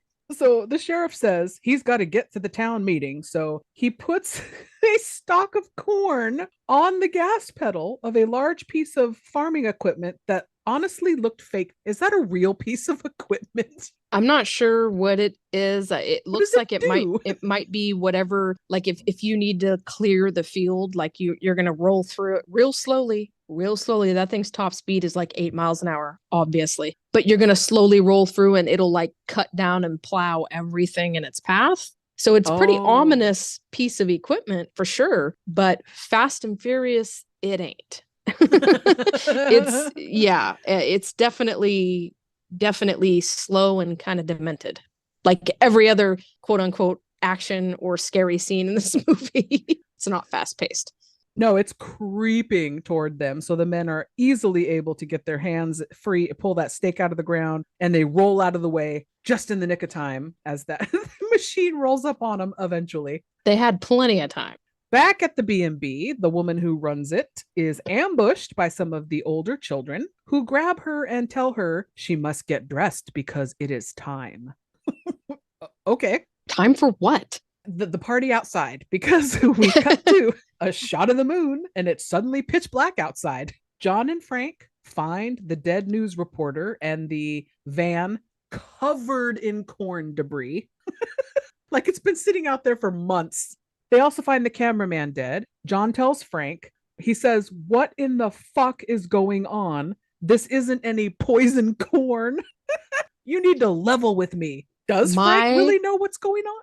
My sentiments exactly. What the fuck? How did we get from evil corn deity to toxic corn? And he's asking exactly the question I have. What is really going on? This doesn't make any fucking sense. Nothing makes sense. Frank says his ancestors believed in an earth spirit who seeks revenge for the wrongs done to it. Okay, so how is the corn involved in that? We've looped back to what he was talking about earlier when they saw the paintings or drawings on the rocks. So now we're back to this isn't about, so did the land itself create the toxic corn as a form of revenge? Somebody needs to ask M. Night Shyamalan when he watched this movie, because I'm starting to wonder if his movie The Happening was inspired by this film. This movie is so much better than The Happening. The idea that the earth itself is angry at humans for not properly caring for it, therefore created some sort of toxic mold, which went as spores through the air and turned people batshit crazy. I wondered where I'd seen it before when I saw that movie. And now I remember. Oh, just saying. Wow. Oh, that's what's happening. That's what's happening. So John snaps to and says, that's bullshit to think that the answer is God is pissed. Is that what Frank said?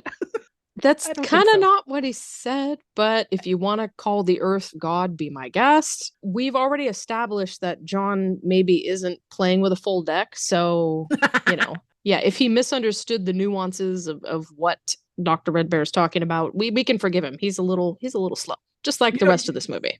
Yeah, Frank's like, well, you got a better explanation? Yeah, be my guest. Honestly, yeah, it makes more sense than an evil deity in the corn that possessed a teenager. It makes more sense than that. You have to wonder if Dr. Red Bear just kind of was bummed out that he was saddled with bloated Joseph Bologna as the person to explain everything to, because it seems like it fell on deaf ears. Right? Yeah, it's so not wasted. usually his target audience. Yeah, his target audience is a room full of interested college students, not this oaf. So we cut to the town hall meeting headed by the sheriff and the good reverend, and after a bizarre prayer about fornication and sinning, once again, the sheriff addresses how some of the people have agreed to take in the Gatlin children, and they've expressed interest in adoption. Pretty sure that escalated a little quickly and without a lot of red tape there. I don't think you can do it that way. And why would they suddenly be lobbying to adopt these children who are going around surrounding buildings and murdering people and having bonfires in the middle of the corn at night? Why are they so hot to adopt them? I don't understand. A woman chimes in and says the evil has gotten a hold of the children, and so we need to look into that. And the reverend, we get a close-up of his disapproving face. His eyebrow game is next level. Micah ain't got nothing on him. What I don't understand is, how is she the first adult in this town to point that out and ask that question?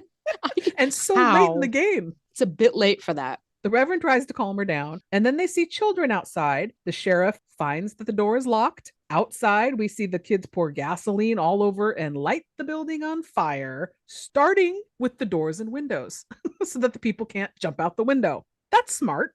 It is smart. Once again, we're getting the whole kids are smarter than the adults thing here. But instead of really trying to really find a way out, one guy just decides to toss a chair through a window and his arm catches fire.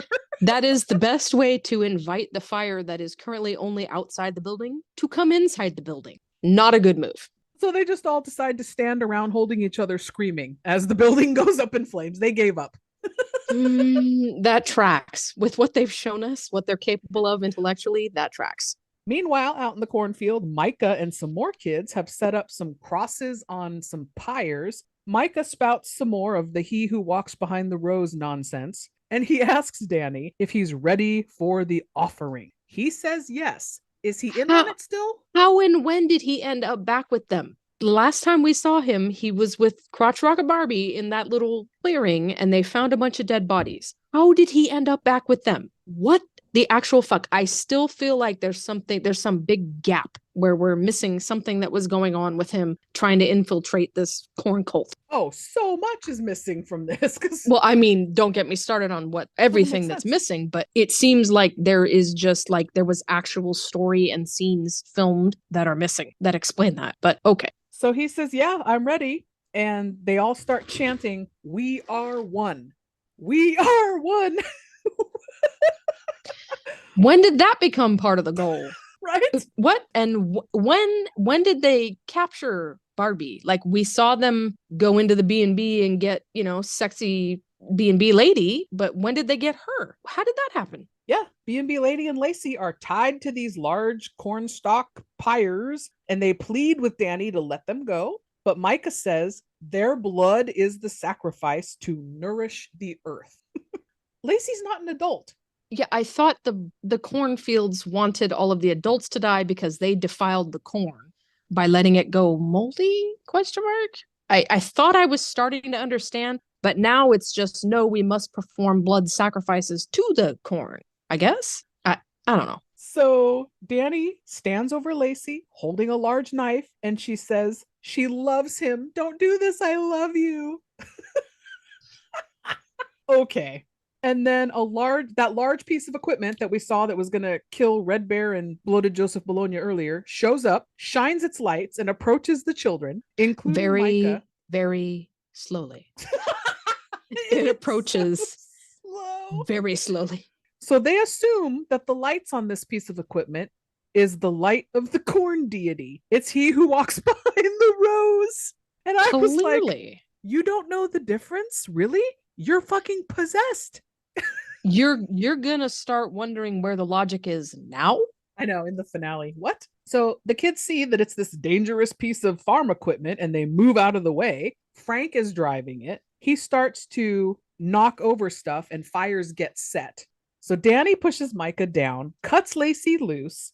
John leaps from this tractor thingy and tackles some kids. John unties B&B lady and yells to Danny, take the girls and run. You guys go. And they get chased with a kid with a makeshift spear. Okay. So we went flies now? We went from slow-mo farm equipment to javelin tossing. And this is yet another moment in the movie that, to me, I don't know if it's on purpose or not, but it's comedy gold. Is it Jedediah? I can't remember his name. When he throws it so fucking slowly, he lobs it, and John just catches it midair. And we know that he's no gold medal winning athlete, but he just catches it. The look on the kid's face, oh shit. And he turns it around. It's like, wait a minute, you're not even moving. I can throw it back at you. And he fucking impales him with it. It's like, he could have just run. Why didn't he run? What the fuck? I guarantee you he would have missed. If he was moving target, he would have missed. It's absurd. That whole moment is absurd. Picturing it is so stupid. So John and B&B lady then run off and Micah yells, go get them. John proceeds to set more fires. Gonna just burn down all the corn, I guess. So the kids are chasing everyone through the field, and there's footage now, which they have recycled from the first film, of the he who walks behind the rose corn deity, grabber from Tremors. I don't know what this thing is, graboid, under the ground. Yeah, this is the first and only time in the whole fucking movie that you see that. And it's like, wait, what? What happened to footage from the first What movie. happened to deity cartoon night vision goggles? What happened to that? What is this thing under the ground? Is it going to pop up out of the ground? Is it the Tasmanian devil? Is it a mole? Is it a graboid? What is it? He who walks behind the rose is now underneath them? What the fuck? He who walks beneath the rose. Yes. He who burrows beneath the rose. Get it right, Micah. So everyone gets caught when there's some winds that kick up. Micah is saying Danny will now be sacrificed with the others because it's the blood of the people who've defiled the corn that needs to flow into the earth. But he gets zapped by this blue lightning stuff, falls and gets like caught his robe or something, caught into that piece of equipment.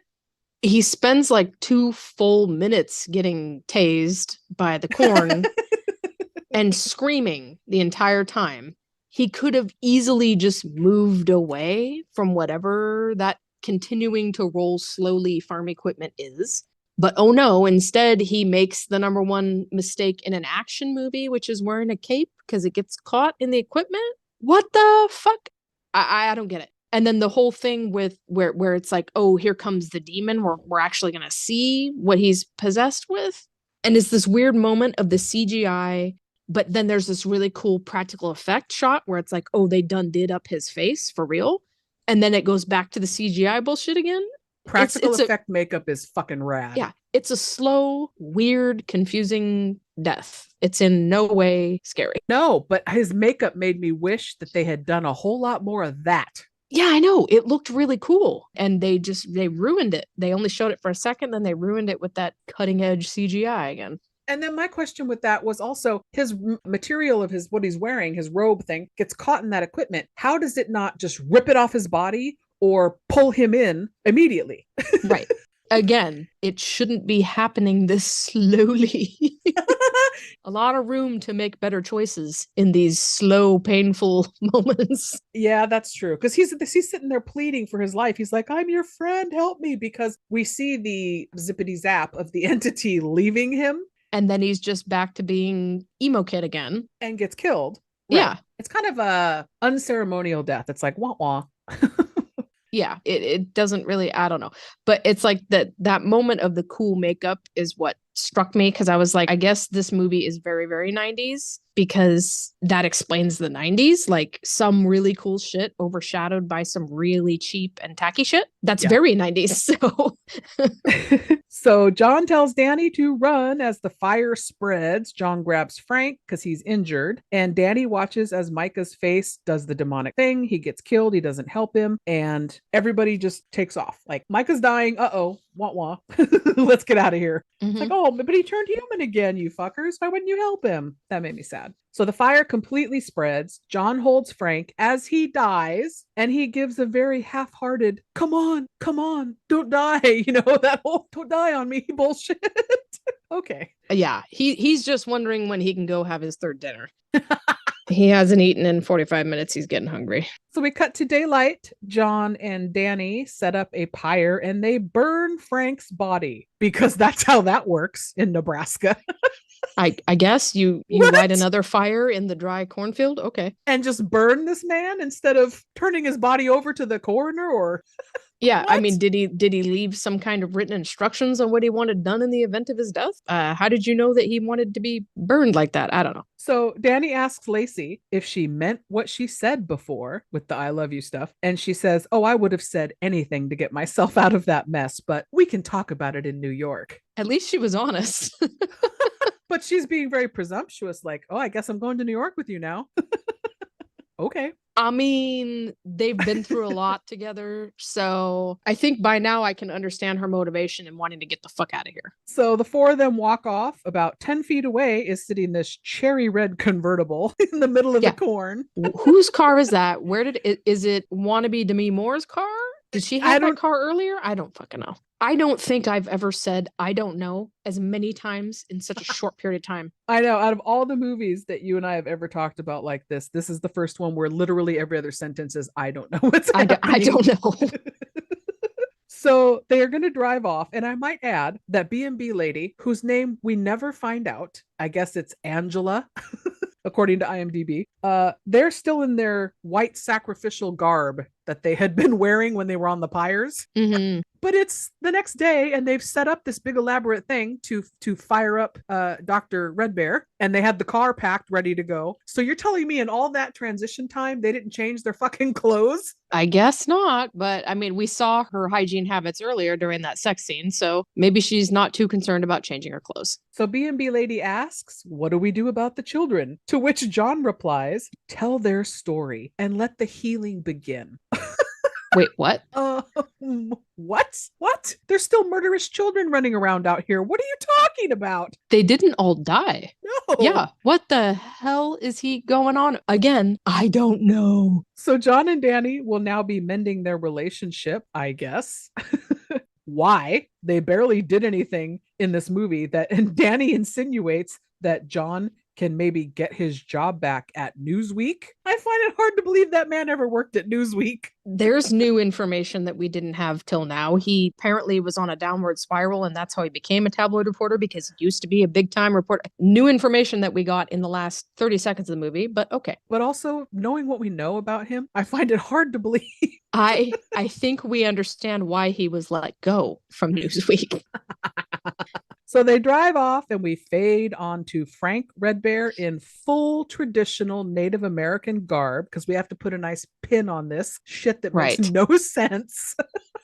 It shows him at the rocks, the ones he was showing earlier to John with the painting. He says, "This signifies that the Spirit will part the corn and let through the one who finds truth within himself." And then he walks off slowly and disappears into thin air as hopeful, whimsical music plays. So many questions. First of all, who is he talking about? Because I know he is not talking about John the reporter. He can't be. No. Who actually was the hero of this movie? I'm very confused. Well, we never find out really because we immediately now fade to black, roll credits at the end. So that's it. Okay. I mean, why did you leave me hanging like that, though? Where's the sequel where somebody goes into these haunted woods that are near a cornfield and seeks out the wisdom of the ghost of Dr. Red Bear? I'd be here for that movie. Yeah, I want the Native American legend version. That was far more interesting than this other horse shit. Yeah, exactly. All right. Any other thoughts or feelings on this before we jump to 3 questions? Oh, I think we've gotten them all out of our system as we've gone, right?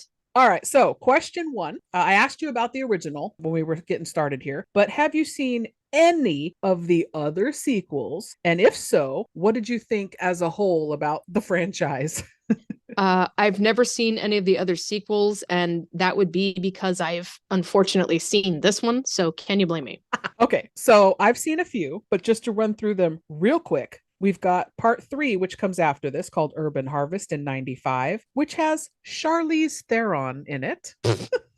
I was shocked. We've got 4, which is The Gathering in 96 with Naomi Watts and Karen Black. Wow. Okay. Then we've got 5, The Fields of Terror from 98 with Eva Mendes, Alexis Arquette. Oh, no way. Okay. Yep. Then we've got 6, also 666, Isaac's Return in 99 with Nancy Allen and Stacy Keach and his mustache. And what I didn't understand was it says in the plot, I haven't seen it, Isaac awakens from his coma. So the kid that played Isaac in the first one, he's back. Could be good, could be bad. He was in a coma?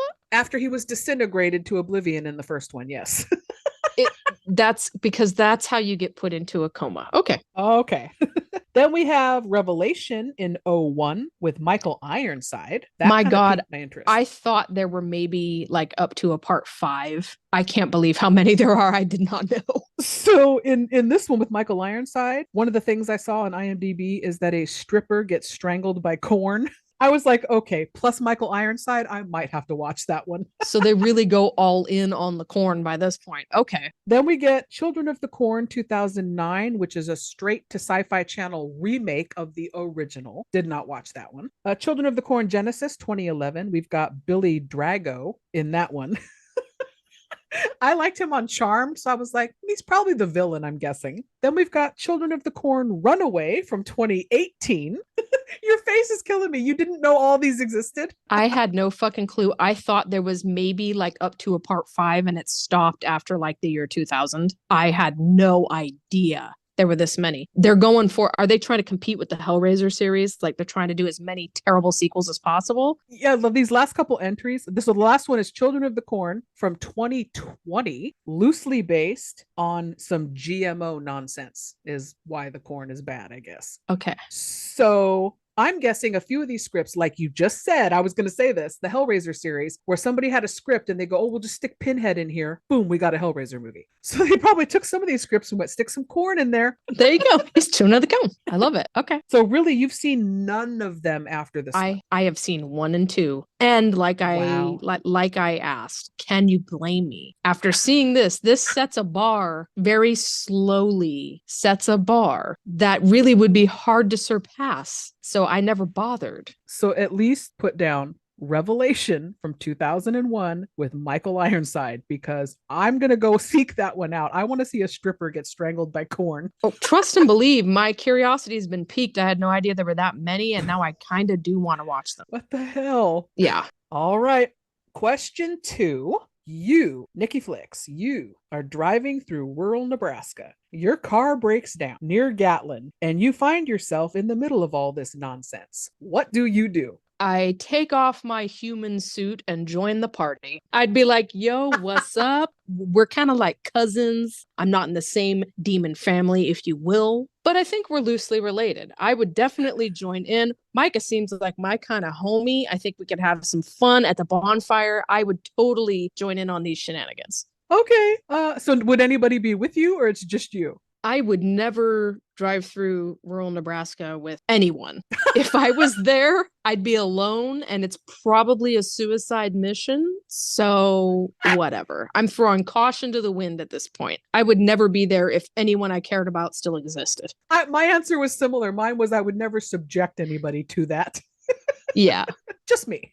And I'm with you. I would probably play dumb for a little while so that nobody would try to corn me in some way and then try to sneak the fuck out. I would have walked the fuck out if my car didn't work. Bye. I'm walking. I'll wait for that Tuesday bus. Yep. Or I would knock Barbie off her crotch rocket, hop on, and sail the fuck out of there. Yeah. She's tiny. I could take her. That is perfect. All right, question 3. I thought it would be fun if we did some mashup / crossovers with Children of the Corn. I asked for help on social media. So the example I gave to get everybody inspired was if we mixed Children of the Corn with Beavis and Butthead, and we got Children of the Cornholio.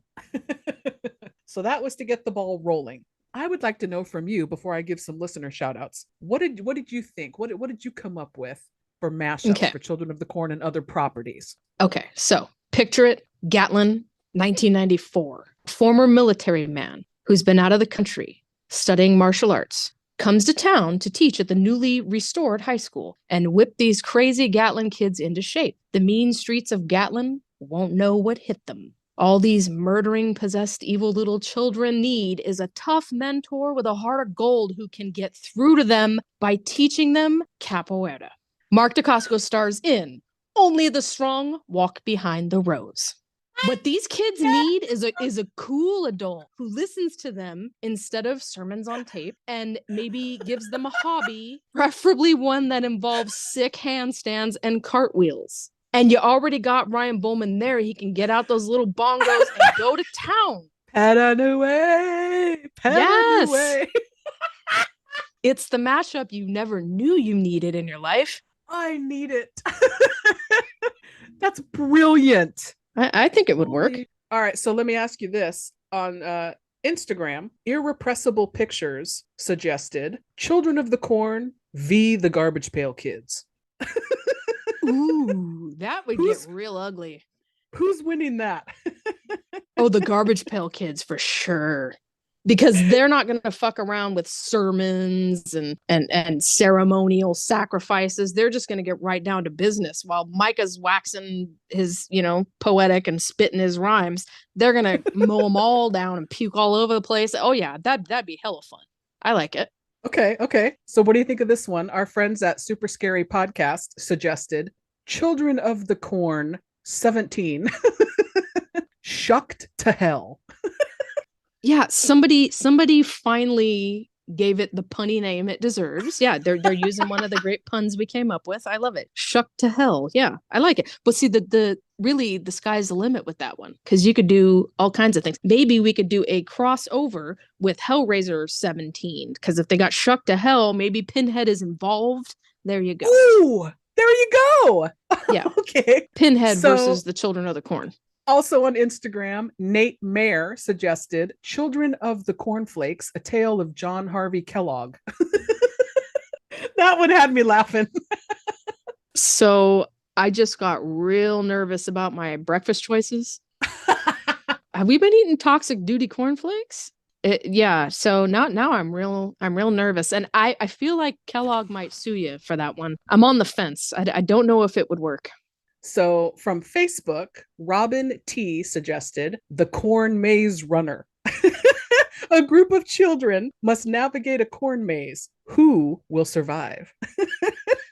Ooh, okay. I'm into that one. I'm really into that one. I see a franchise there.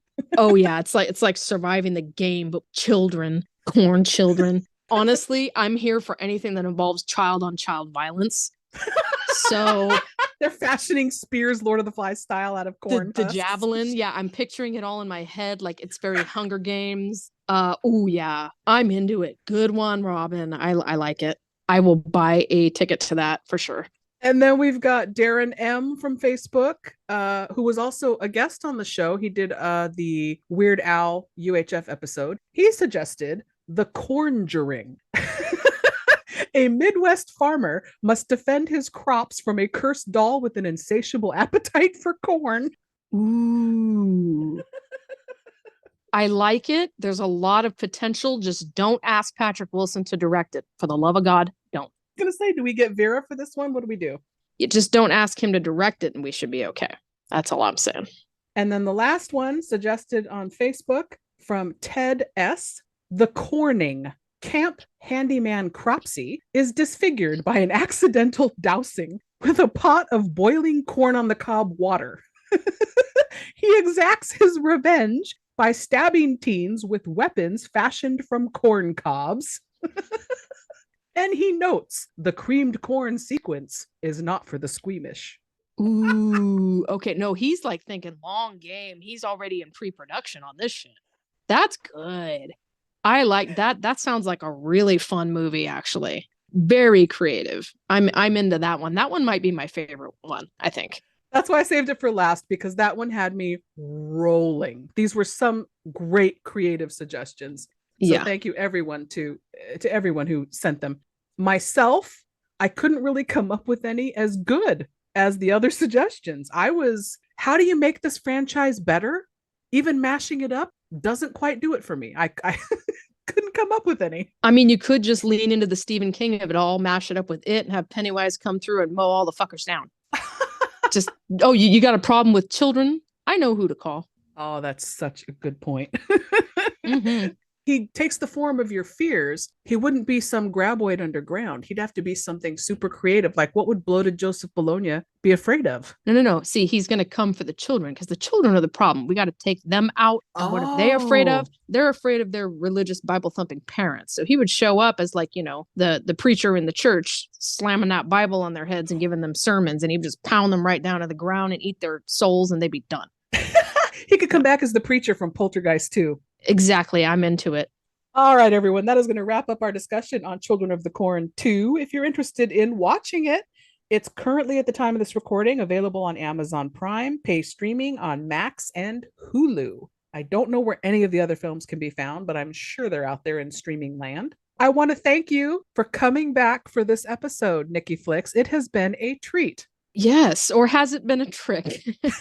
Did we get tricked into watching this hot pile of garbage? I think we did, but it was fun nonetheless. Yeah, you know damn well in a couple of years when you've forgotten all about it, you're going to get it out and dust it off and watch it again. Okay, you might have got me there. You got me, gal. I probably will. All right, everyone. We want to thank you for listening. And until next time, goodbye. Those kids went apeshit and killed everybody. There is a power greater than all, and it is within us, but we know it not. We have eyes, but see it not, and ears, but hear it not. I saw the light that came from the corn.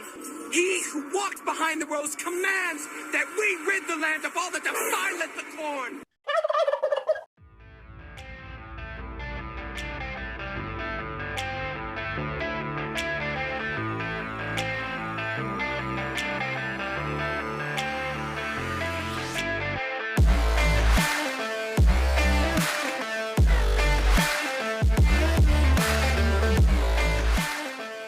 In a world where true crime meets the supernatural and the unexplained.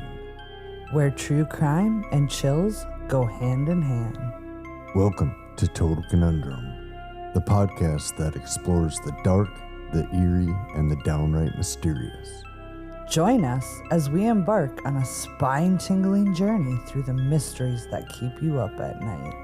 We're diving deep into true crime stories, uncovering the most baffling cases, and exploring the twisted minds behind them. But we don't stop there. We're also exploring the paranormal, from haunted houses to cryptids and all the creepy things that go bump in the night. Get ready for some supernatural thrills. And what sets us apart? Prepare for a dose of dark humor as we navigate through the creepy and bizarre. We've got it all. Bone-chilling tales, banter, and mind-boggling conundrums. You won't know whether to scream or laugh. So grab your favorite snack, turn down the lights, and join us for a roller coaster ride of true crime and the supernatural, sprinkled with a bit of comic banter. Stay curious, stay captivated, and let's dive into the world of Total Conundrum. Now available on your favorite podcast platform. Get ready to be captivated, creeped out, and cracked up with Total Conundrum. Thanks for hanging out with us here at Total Conundrum. Please make sure to check out our website and blog at totalconundrum.com for news, upcoming events, merch, bloopers, and additional hysteria. You never know what will pop up, so be sure to follow along. If you want to show your support for Total Conundrum and gain access to all of our bonus content, please visit our Patreon page. You can also follow us on Facebook, Instagram, and Twitter. The links are available in our show notes.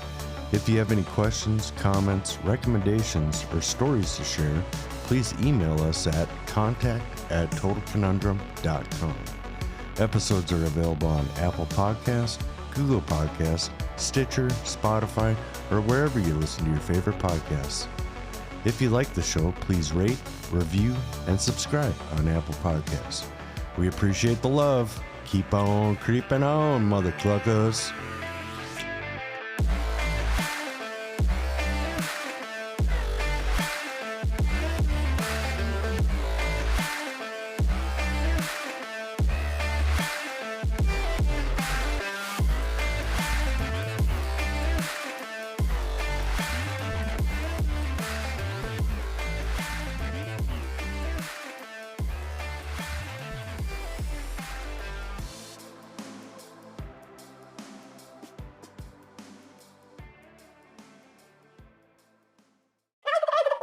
Hey listeners, Movie Miss here, saying we know you have a lot of options when it comes to podcasts, so we want to thank you so much for listening to ours. Please make sure to find us on our socials and join us, be part of our bad movie conversations. We want to chat with you.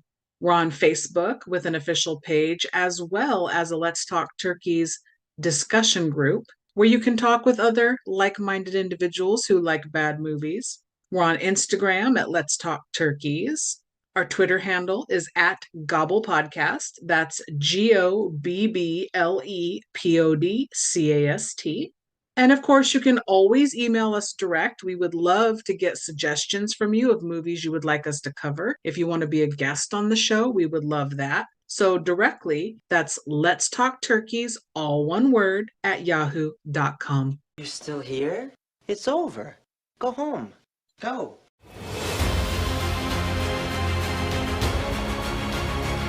Good